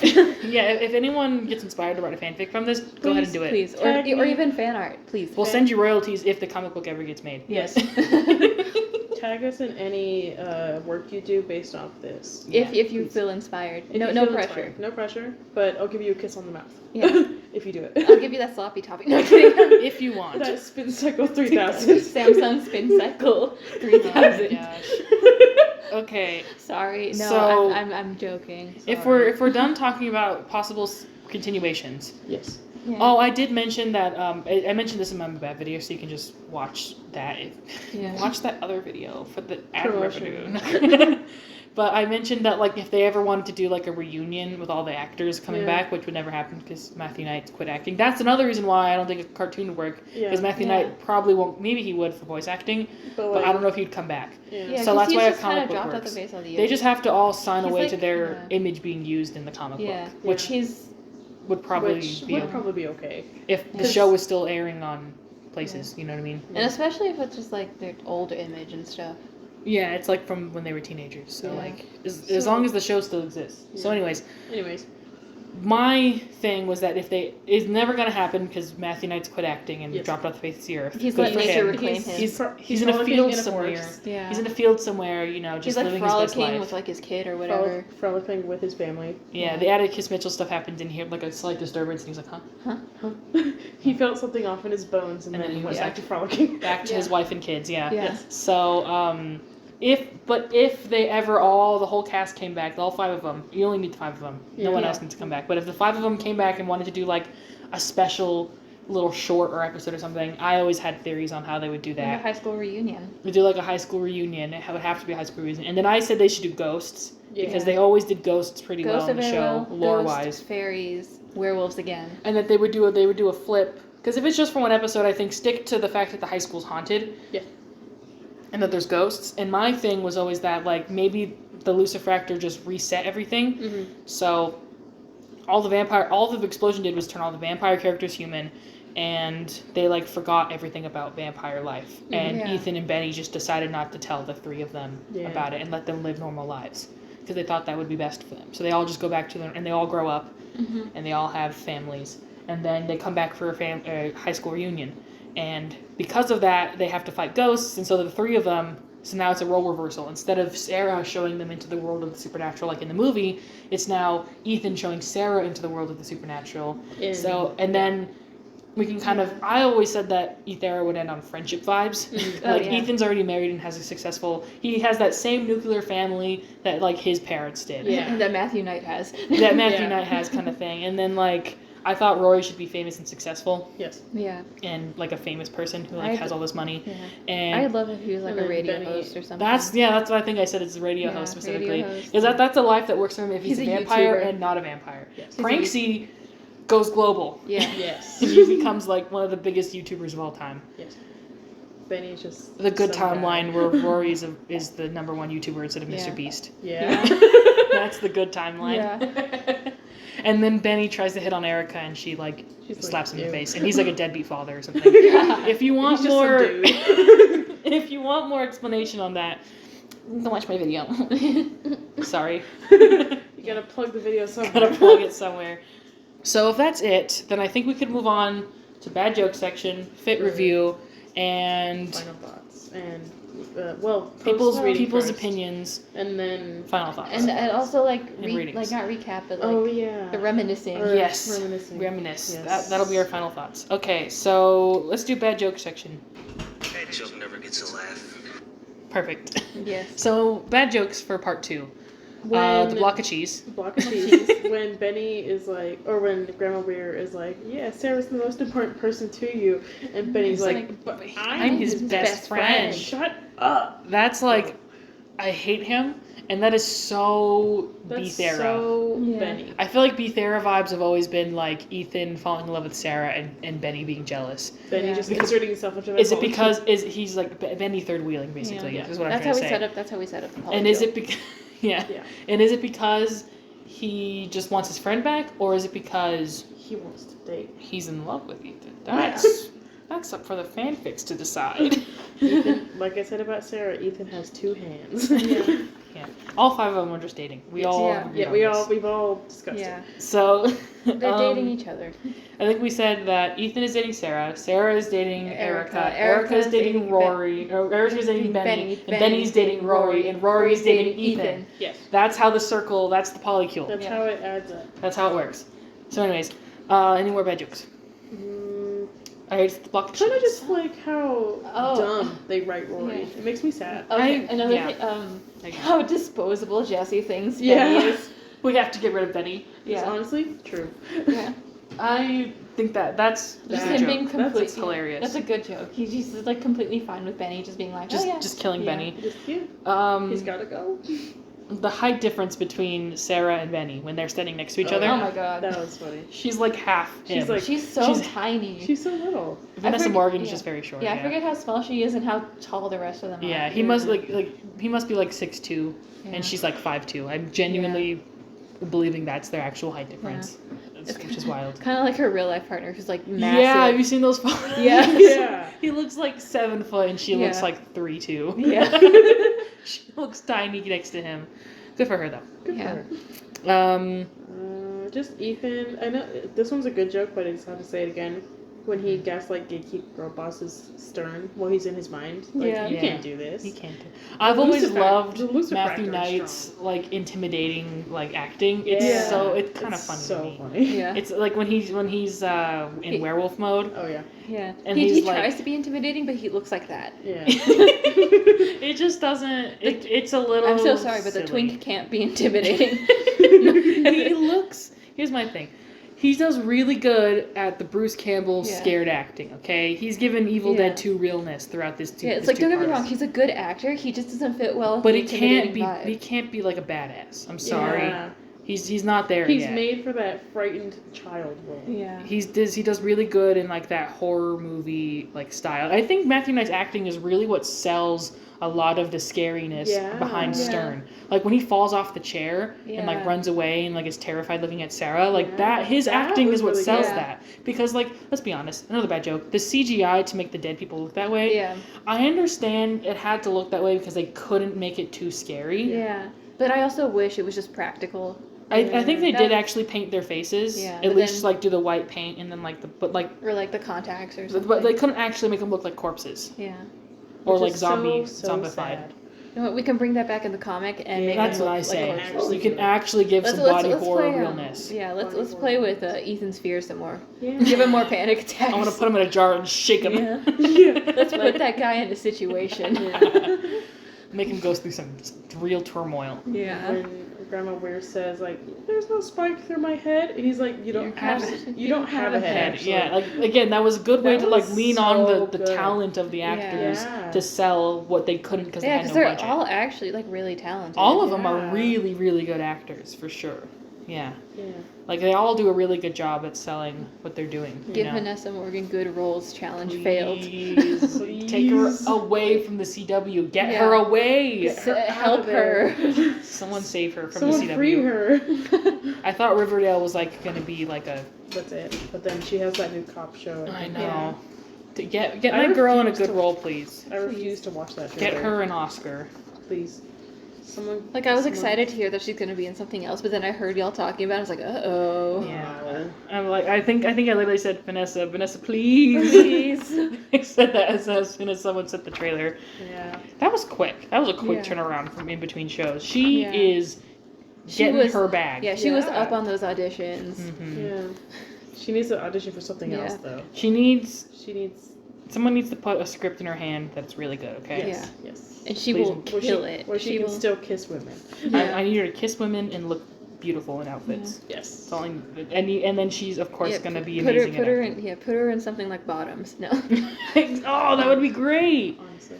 She would, because like she's really great at comedy. Yeah. I feel like they don't lean on her comedy ever, and they put her in all these melodramatic. Like maybe that's one thing if she about was in something like Bottoms. There's the comedy. There's the kissing woman. We got it all. I guess that is one thing about Wild Cards, which is the name of the show, is that she's supposed to play like a sassy, like evil, not evil, but like like robber, like a criminal. Yeah. And so she's supposed to be like kind of jokey and sassy. So like at least she's gonna do comedy in this role instead of just be like boring and melodramatic like she was as Tony in Riverdale. Yeah. But still. Anyways, so we're done with bad joke section. Is it time to move on to fit review? Yes. All right. Fit review. I don't actually remember much of the fit. No, this was the jacket. Yes. Erica jacket. We'll talk about Erica. So Erica is wearing some 2010s realness. I love it. She's wearing this red leather jacket. Like this weird flat studs on it. With these studs on it. Studs were like shoulder padded, not actual shoulder pads, but like shoulder embossing. Yeah. Is that what the phrase for it, right? I don't know. I think that's the way they sew it that makes the shoulders a little pointy. Like, shoulder enhancing. But like again, that was another 80s influence, is like just putting stuff on the shoulders, whether it was fringe or lace, like studs or lace. That was very big. So she has a nice leather jacket. I love it. Yeah. I'm pretty sure that's her season 2 promo outfit. I'm almost sure. Oh, and then this is the episode where we get Ethan in his denim jacket again. Let's freaking go. And it's like his main outfit for the episode. So he's in that leather jacket, denim jacket the entire... Girl? He is in that denim jacket. Yeah, he looks so good in the denim jacket. He's just made to be in denim. He's starting cunt. Yeah. Can we say... I already asked this. Can we say cunt on the podcast? Well, we can now. It's the finale. Let's go out with a bang. I thought we've said cunt on the podcast. I think you did, and then I asked the same question. I think we've had this deja vu moment. We'll go out with a bang like the show did. Yes. Mm-hmm. Can I say though, when I saw your post for our thoughts on the last episode, just we're not dead, but Whitechapel might be. Out. I said no, the podcast isn't dead, but all of Whitechapel may be. That was good. That made I laughed so hard. Thank you. I try. Thank you. So any more fits? Let's see. I like Rory in his yellow pants. Yes. I wish they were more skinty. Yeah. But he'd be giving Phil Lester realness. They're not like normal cut. Yeah, they're it's a he little would bit be, more but reduced. I don't think Phil Lester's ever worn colorful pants in his life. So true. I think it was always colorful shirts and then black skinny jeans. Yeah. I do like I Rory love in the black Phil jeans. lore that he actually dressed like that just to attract emo boys, and it worked. Yeah. He wasn't actually emo. He was like, I liked emo boys, so I became an emo boy. And it worked. Listen, he was like the epitome of the emo hair. Like, he actually did it really well. Phil won. He rolled up, he won the emo boy wars. Yeah. The only one I could Rory think watches of... Dan and Phil. Yeah, 100%. He was actually an amazing Phil, like one of the original stands. Yeah. Welcome to my video blog. He was watching that vid on repeat. Yeah. Yes. But anyways, he's wearing like a blue windbreaker, like a neon blue windbreaker. Yeah. And then it's See, not now that's his Phil coded. for sure. And he's wearing a red shirt, but it's not the keep calm and get bitten red shirt. It's like a different one with like a bunch of skulls on it or something. Mm-hmm. And I love that red shirt a lot too. I love Anastasia's outfit. It's like purple, like magenta. Yeah. I like her like, what is that cloak called where it's a short cloak and it just goes over your shoulders and that's it and it has a hood? Like a shawl? No. It's something like it's like a cropped coat. Like I think it's a shawl. A shawl, like the maybe. right word. If it Like, just yeah, a goes shawl over is the shoulder. the very cropped one. Yeah, But I guess it could work as like a cloak or cape. I think and I liked that a lot. I liked her in general. I just love that they give her a big skirt. Yes. I've always appreciated the big skirt. Yes. Dresses like an elder Victorian woman. Mm-hmm. And then is Sarah wearing a denim jacket as well? I don't remember. She's wearing she's wearing like a leather one. She's wearing some sort of blue kind of colored or like light colored jacket. and then she has a scarf. I know for sure she has a scarf. And she's wearing like this purple dress underneath, and it's like a very muted color. Everyone's in very muted colors except for the blonde squad. Yeah. And that's another one of her promo outfits. It's clear that like they did promo like on the days that they recorded the finale. It's like very clear that they did that. Is that it for fit review? Because it's only one day. It's one I day. don't really remember their fits. What was Benny wearing? I don't remember. I don't Let me care. see. Hold on. I have. Sorry. Yeah, we don't care. What but is like, Benny wearing? We don't care. Yeah. I do like Stern's cloak. It's like very dramatic because it goes to the floor and everything. I do need Stern's very long dramatic coat. I do want that cloak. The fact that the hood literally turns like his entire face invisible. Yeah, I need that. That's what I want. Maybe it's like magic. It's like a magic cloak that like can disguise his identity. Or like an Assassin's Creed. I know we're in fit review, but I wrote down the quote where Rory's like, "Nice explosion. Ethan and Benny will be sad to miss this." Girl, they were the explosion. Why would you say that to me? I know. It's like, it's like. They totally could have gotten out of there faster. The vampires like carried them. Yeah. Speed ran with him. If they just didn't like wait a little bit, just watch what happened. No, yeah, just leave because Benny Stern behind. is Don't like come back Stern for is him. like injecting himself with the lucifractor goo with like the electricity for like a good like minute before they actually leave. They're like, maybe we should get out of here. Because like, you know, Sarah has to do a little second date, much more speed kind of quip, and absolutely no sense of self-preservation in sight. Yeah, clearly. So I do think they made it out of the building at least. Yeah. But at least out of the room. I guess that doesn't matter if the entire town got lucifractored. Yeah. Because like the best way to think of it, if like you just want this episode to be the last episode and you don't want to think of it in the future, is that literally everyone but Rory and Erica died. Yeah. The explosion was literally just like an earthquake and everyone died. Yeah. And any survivors. And since they were so close to the explosion, they definitely got vaporized. And maybe people on the outer sides just got crushed under rubble or something. Yeah. Which is really sad. So let's end fit review. Yeah. Fit review. I'm depressed. Me too. Suicide. Let's hear what everyone else had to say about this episode. Yeah. Yay. On our Tumblr, Vampy Wampy Campy Podcast.tumblr.com. Yes, please go check it out if you're interested. Please. We asked people to give their hot takes and opinions on the episode, and then we read them out. So here's one from Betty Weir, also known as Anakin, friend of the pod. Yes. And here's what they said. So glad you guys are finishing up the series. I think the Date to End All Dates Part 1 is really fun. Ethan, Sarah, and Erica's drama is a bit out of left field, but I like it. Erica wistfully looking at Ethera walking away will go down in gay herstory. Yes. Yes. So true. Very true. And the outfits in this ep, blown away is an understatement. Yes. To Rory's matching flannel and jacket combo, to Sarah and Erica's dresses, to Erica's perfect waiter outfit, head over heels. Yes. Totes agree. Totally agree. Hashtag I say the whole word. I also love all the Benori dynamics in these episodes. I'll always be sad over not getting more of them bonking heads. Yeah. But part 2, I really don't like as much. Ooh. Besides the fact that the Bethera scene makes me physically sick with all the feels. Yeah. Actually, physically, emotionally affects me too, don't worry. Yes. I just cannot stand how they write out Erica and Rory. Why the fuck does Erica get mind controlled every season finale? That's what I'm saying. Let her have her own free will for once. Every time. Every time. I agree. The mind control Free makes me Erica. so mad. Free Erica. And don't even get me started on Ethera's misunderstanding plot. Oh my god. They're so perfect in communicating in season 1, like in The Brood. Hey, we mentioned the same episode and everything. I didn't even read this beforehand. Wow. They reach solutions and work together perfectly, but misunderstanding that ruins the entire town. Yay. Yay.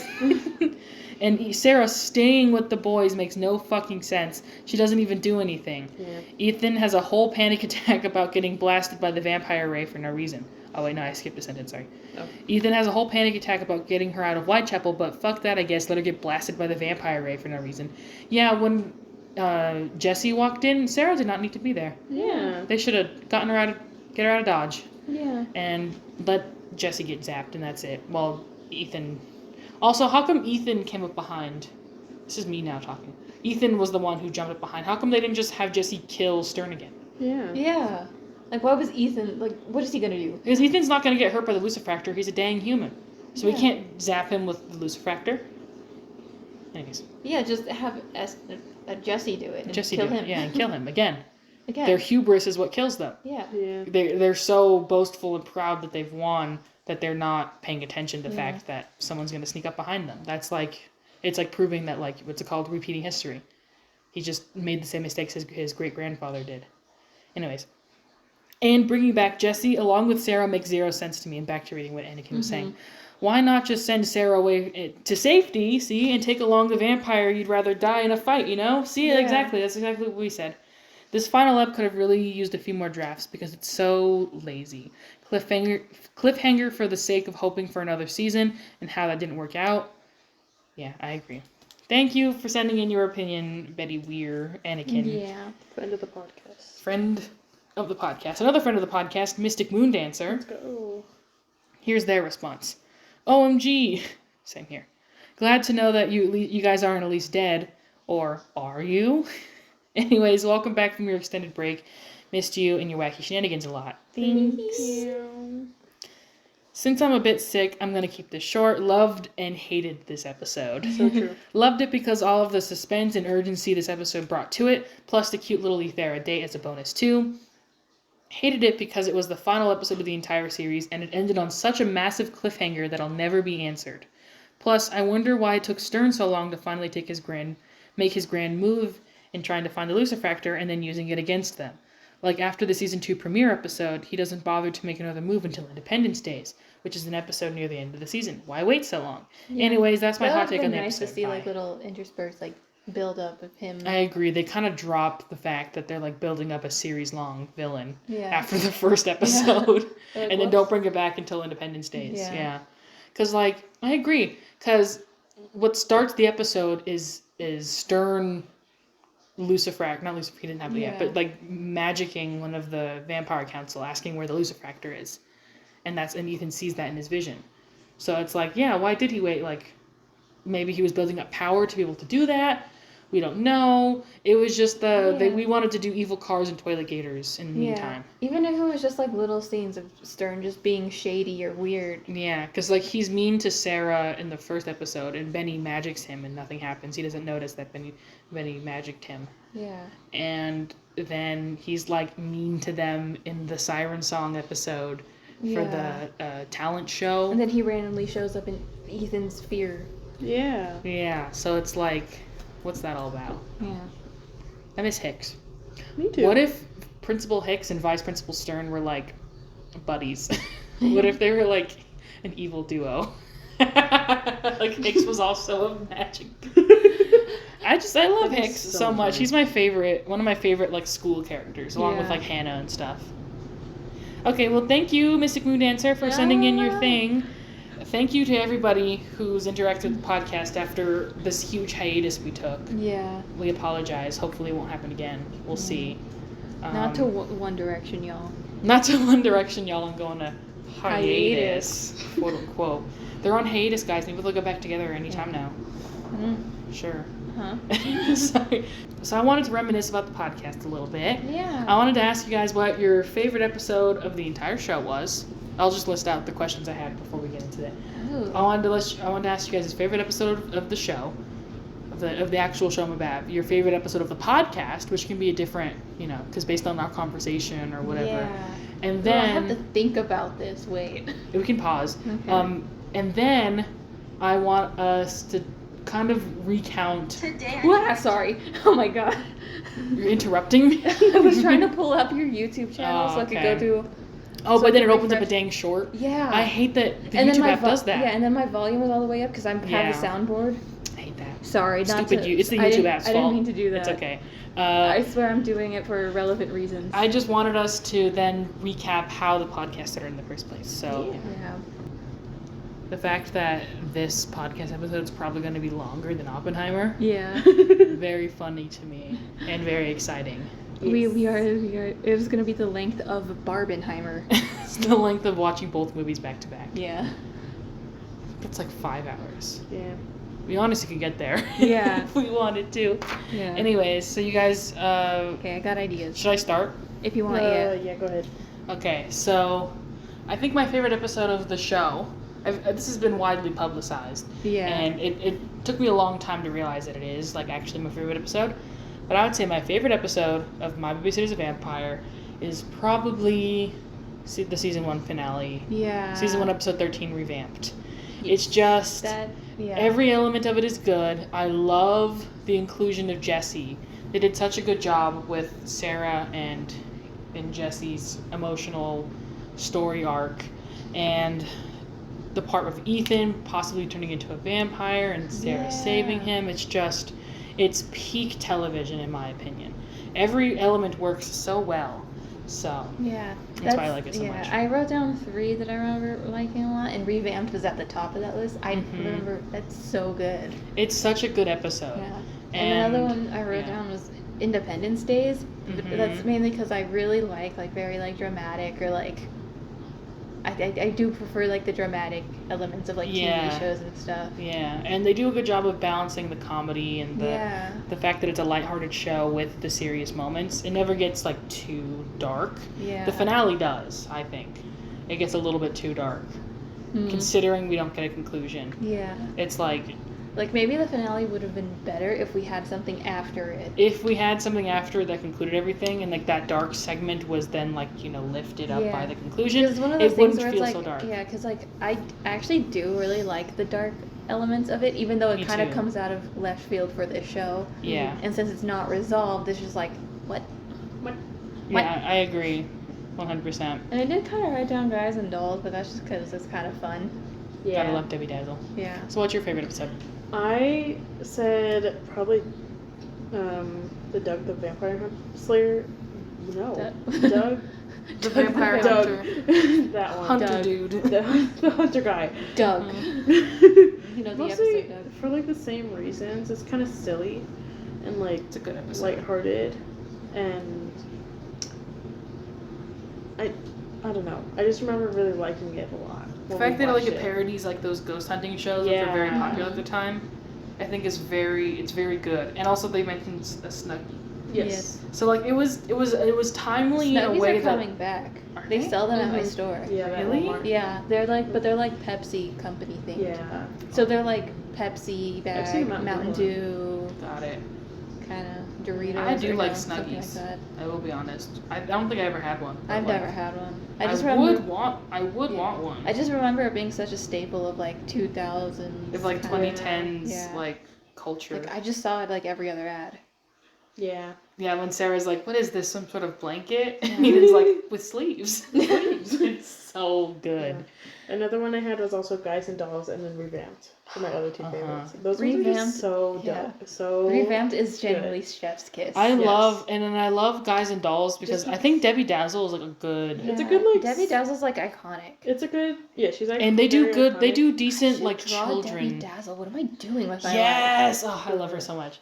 And also I think like they do a good job of like not making it scary or gory, but still doing body horror. Yeah, so like it's a good like start to that dark element.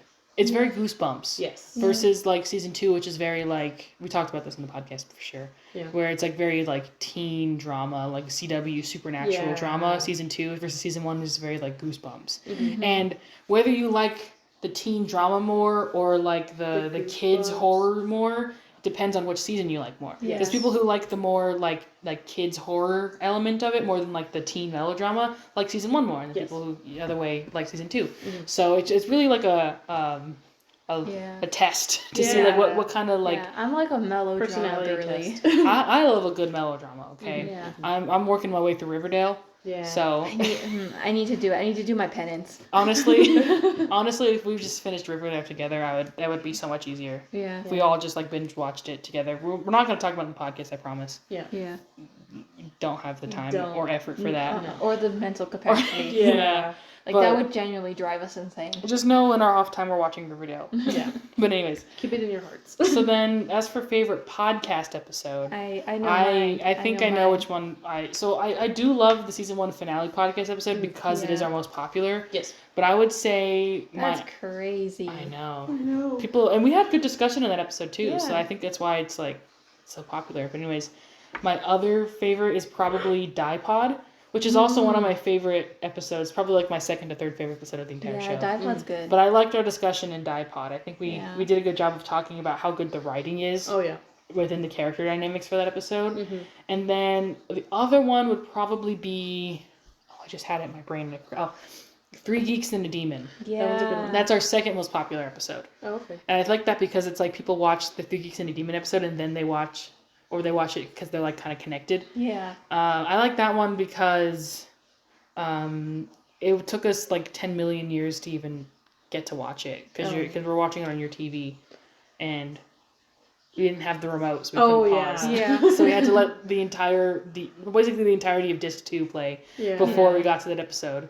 So I think one of my favorite episodes is genuinely like the movie episode That we one's did. a good one. Just because of the unhinged, we haven't slept energy. we like did it at 3 a.m. Yeah, like we had watched. What were we doing? And we actually did have good discussions. Yeah. I thought it was a trash episode because we were like tired, but And we actually did and have some good things to say. I think we had like audio issues too originally, right? I originally had some audio issues with the way I rendered it. Despite everything, we still had good discussion about it. And I think that's what I like about like things like those like anchor things like the movie or like first episodes or last finales is that there's a lot to discuss and it prompts a lot of good discussion. Like this one, we're reaching like Lord of the Rings series level. This is our magnum opus. Yeah.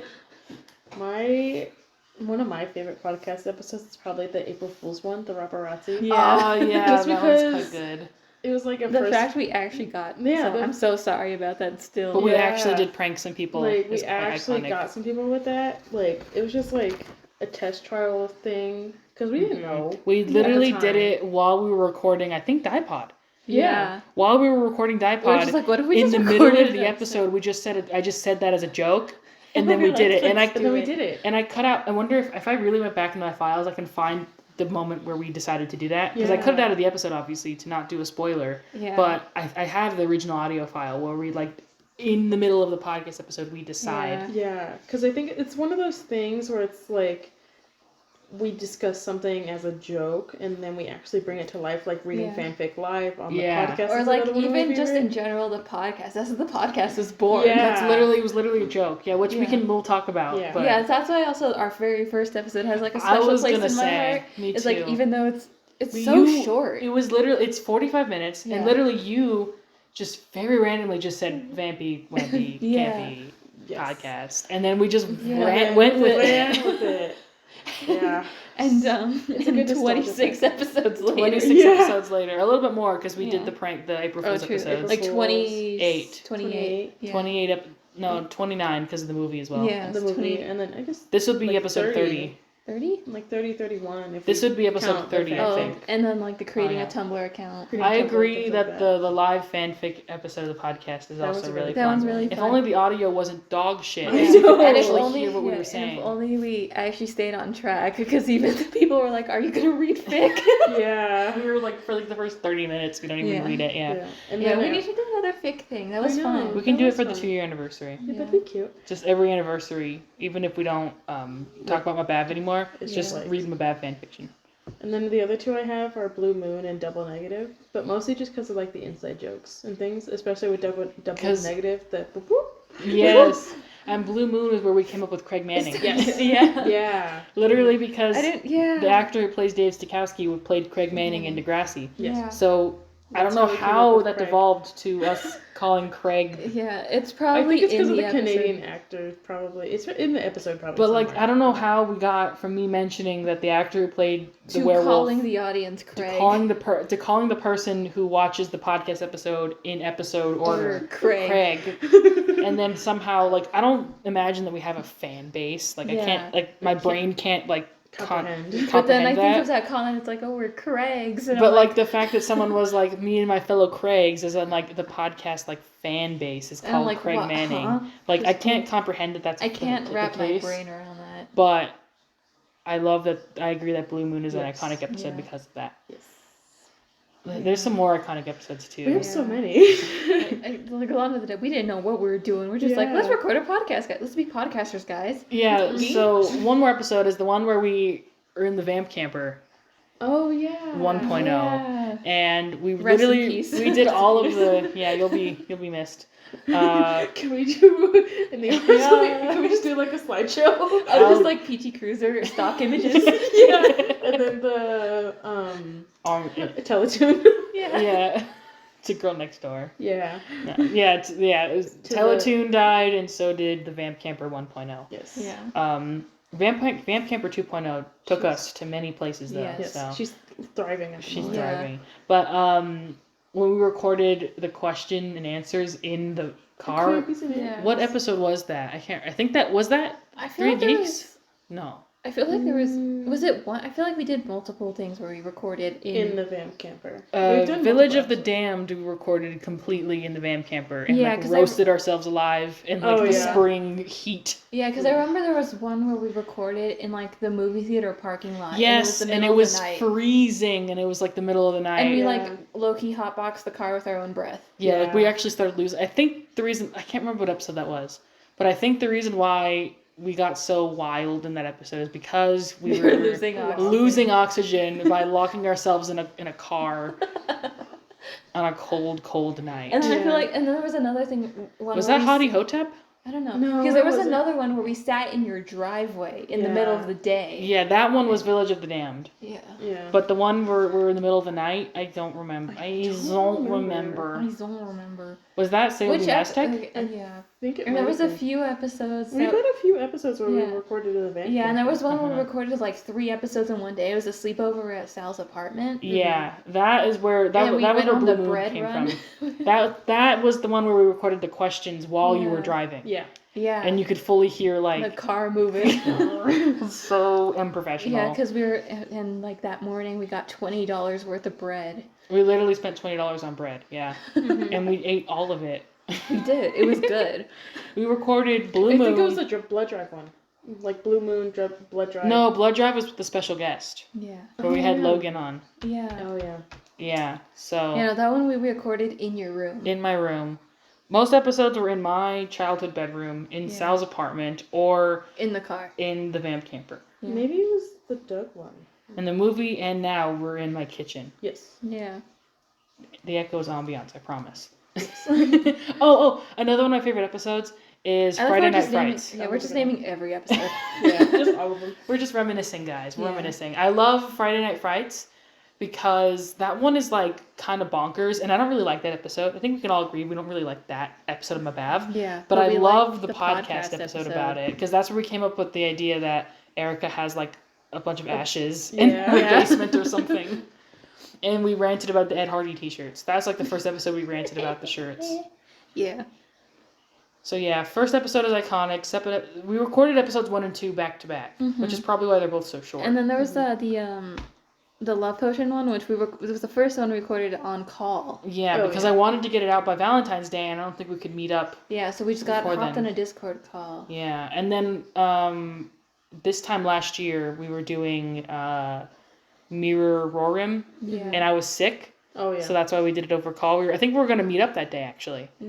We and were, then and then- earlier that day I was like, guys, I'm sick. Yeah. Probably not best to meet up. Be gone. And so we just, so we did a video call, or an online call. Yeah. Good times. Good So to times. talk about how the podcast started, it all starts Literally with was me. the joke. It starts with me Yeah. being annoying, is what it is. So For years you tormented us about MbaV. y'all know that I was obsessed with MbaV, and I was such a weirdo and a loser about it. And one day I was literally just like, "Do you guys want to watch?" Like do like where we watch the show together, and I'd forced you guys to say yes, basically. Yeah, So we're like, we sure, watched why the not? movie, and I did a PowerPoint slide Yeah, explaining. it started with the PowerPoint. Because I remember eating copious amounts of popcorn. We ate a lot of popcorn, and I ranted about the characters and things characters like in that. the show, and then we watched the movie, and then all we were gonna do was just watch the entire show together, and that's it. Yeah. Just like a friend TV show binge, because I was doing that with Logan and stuff as well with other shows. So you guys were just gonna come over to my house and we're gonna watch it, and that's it. But then the day of, I think I messaged you guys and just said, hey, wouldn't it be funny if we just recorded our thoughts? I think that would be a fun little podcast, and so we Yeah. did, and it was. We actually recorded it, I think, on January 29th. It was late January when we actually recorded it. And I kind of sat on the audio for about a week. And then I edited it and then just uploaded it within the same day. I'm glad we did it. That's it. That's it, yeah. No I'm more glad we thoughts did on it. that. And look, here we are now. Here we are now. The reason why I suggested we record it is because when we went on vacation in the summer of 2021, so like a good 6 months before we started the podcast, on our drive back, I was ranting about Wizards of Waverly Place because I was watching it while we were on vacation. We went to Disneyland, and during the drive and stuff, I was watching Wizards of Waverly Place, which is how my Max Russo video got made. Because while I was like seething in the car after watching it, so I remember your rant on the way back home. I was ranting about Wizards of Waverly Place, and we were like, we should create a podcast where we rant about Wizards of Waverly Place. So the real show that was actually supposed to be the podcast was Wizards of Waverly Place. So we had the idea way before the 2 cast members decided to create Wizards of Waverly podcast. So now we can't talk about Wizards of Waverly Place because they already created one. We still could. It was the dad and the girl who plays Harper, right? Yeah, those 2 started their... So this was a full year or 2 before that happened. We came up with the idea to make a podcast where we talked about Wizards of Waverly Place, and it just never happened. And then they beamed it out of our minds. And then the idea of I was like, well, if we're gonna if I'm gonna show them every episode for the first time in like years or ever for your case, maybe we should just create a podcast, because I was inspired by the Gilmore Guys podcast, where one of them is a hyper obsessed fan of Gilmore Girls, and the other one had never seen a single episode and knew nothing about it. And I was listening to that podcast, and that is what inspired me. And we basically fit that role, because like you hyper obsessed, you kind of know a little bit about it, and then me, I was like, you didn't know anything about it. And that was what inspired me when I figured that out. I was like, ooh, I do. Ooh, we could do it. And so then I created the thumbnail within the week.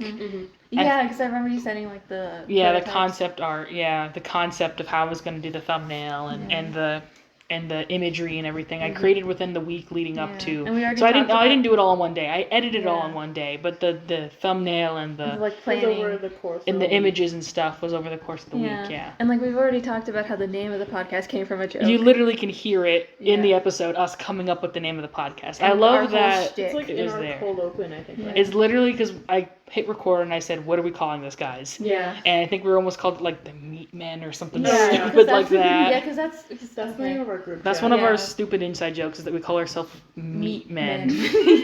I can't explain it either, okay? I was thinking about the origin of it. I think it's because of the Tiny Meat Gang, wasn't it? Yeah, it was because it of must the Tiny be. Meat Gang podcast. And so that's probably a good thing that we didn't steal their brand and get sued for like $1 million by like a real company. Our Instagram group chat was the Meat Men and has been for the longest time. And our Discord one is literally just meat. So for some reason we just call ourselves Meat. Yeah. And so that's why we said the Meat Men. Yeah. But then you are the one who came up with it, and I said, what did you say? And then you were the one who repeated it. So all 3 of us, well, mainly you 2 guys. Podcast. Yeah. And then I'm the one who, immediately after I said, welcome back, as a joke, welcome to the Vampy Wampy Campy Podcast, I just went, where we vamp and you camp. I literally just made it up on the spot. And then we just rolled with the camping motif. Yeah. And I like it. Yeah. I think it's very unique. It makes us... camping. So smart. And then I don't remember when we came up with Smokey the Bear. I don't remember if it was at the end of that episode or not. I think it was during our recording for... Because I know Lates came from Friday Night Frights, because that's when Erica says Lates. Yeah. Because I episode 3. Because I remember, like, I feel like the Smokey the Bear thing came around during... I feel like it must have been Blue Mood, maybe, episode 4, along with Craig Manning. Sitting in your living room coming up with it. Yeah. Okay, so maybe it was before that then. We can go listen. We can check back and listen. But there's some reminiscing on how there's some behind the scenes info on how it all happened. Like most of it is just because we think we're funny and want to do things as a joke, and we're comedy geniuses. Yeah. And I'm really glad that the mbav fandom latched on to the podcast and accepted it and didn't just be like, this is weird and ignored it. Like, just sometimes I think about what we named it and I'm like, wow, we're insufferable. We're so annoying. I know. Sometimes I'm like, I'm afraid to listen back to certain episodes because we just sound so annoying. Yeah. But shout out to y'all. Yeah. I'm surprised people still listen. I know. Some people had us as like their top podcast. Yeah. Yeah, like actually some people. That's insane to me. Apparently like 23 people. Yeah. We were in their top 5. That's crazy. That's the entire mbav family. Yeah. There you go. All the Mabeth fans. All the Mabeth fans on Spotify. On Spotify listening They to don't us. have any other social media. I really, like I said, I really appreciate it. Yeah. Not to gotta go back into my edgy internet persona after being all sentimental. But now it's weird, crazy, wild. Ugh, anyways, so, yeah, I still have plans to make more Mabab videos. Yeah. Not with the podcast, but I mean, if you guys want to be in them, I mean, I I'm wouldn't down. mind. That'd be so swag. For the future, the future is still ours to take. Because there's a couple things we're sitting on currently. There's some ideas that we have.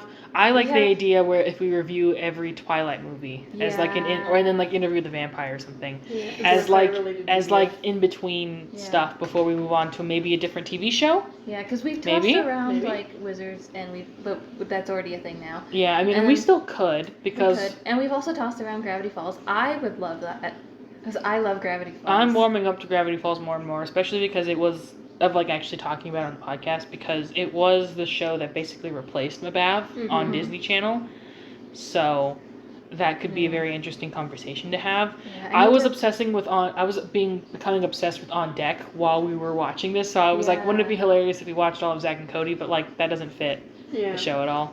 And I made a 2-hour video about it, so. Yeah, Gravity Falls kind of fits that more of like Monster of the Week. I think it works. I think Gravity Falls would be a good continuation. I'm not saying that's our next move. Not saying that we're going to do that. Yeah, but plus we also have... Wizards truly would have been good if they didn't create the Wizards pod, but we can maybe, if we wanted to talk about it, we could. Yeah. Just look at we don't have to do an episode by like episode thing stuff, like we did, Brief thing. Did we do it? Is it over? Is that it? We finally talked about every episode of My Babysitter's a Vampire. I feel accomplished. I feel empty. I feel empty. Do I have a purpose anymore? Yeah. I don't know. What is... Suicide postponed. It was postponed for this back episode, on. but it's it can continue now. It can continue now. I can finally KMS. So if that's all we have to say, then I guess check out the pod blur. We're gonna try and be more active on it, I think. Hopefully. Like I kind of forget it exists sometimes, and occasionally I will log into it. But I did drop off for a bit. Yeah, like I have realized it wasn't since September that I've been off Tumblr. It's been since my birthday, actually. So even earlier. Yeah. No. Later. Right. Yeah. I know what order the months are in. Since you became geriatric. Yeah. Yeah, so, I did update my age in my bio, though. Let's go. Finally. So, now that we're done... we need to do an outro. Sorry. That's what I was going to say, is make sure to... Now that we're completing. Lampy, subscrampy, leave Quampies and Ampies, or else... Smokey the Bear is gonna come and blow up your town. Lucifractor you. Yeah. Yes. He's gonna turn... He's gonna suck your energy. He's gonna get his purple orb and... Or Smokey the Bear's gonna drain you dry. Yeah. And make sure to follow the podcast. I just consider it like a website. Yeah. Our Tumblr. But if you type in the URL on mobile, it'll just open up the Tumblr app. Yeah. If you have the app, that is. Subscribe to Comic Book DDR for good videos. What? No. Yes, go watch all the Comic Book DDR's videos, please. Please. They're really good. I'm working on the Radio Rebel video. Yeah. Oh, let's go. I love mentioning videos I'm working on before they're out in other videos. It makes me feel really happy to look back. Tease. To tease. It's like, oh, I've been working on this for this long. Yeah, I've literally been working on the Radio Rebel video Which, honestly, it feels like my whole life, but it's been cooking. Everything's been leading up to the Radio Rebel video. So you're cooking. I'm doing the Disney Channel series on my channel where I want to be more active on Tumblr. I want to start posting more fan art. Because I realized I've made because I realized I've made like a total of like 3 Mabav fan arts. No, 4. And I'm like, I want to make more. More would be so cool. Yeah. Yeah, I've made some, but they're specifically for the holiday exchange. I do have an art side block that I kind of forgot about. I've been considering making one for another one of my special interests. Shay knows this, and she's made fun of me before. It's because I love you. I mean that affectionately, / positive, by the way. Yeah. But yeah, I totally forget.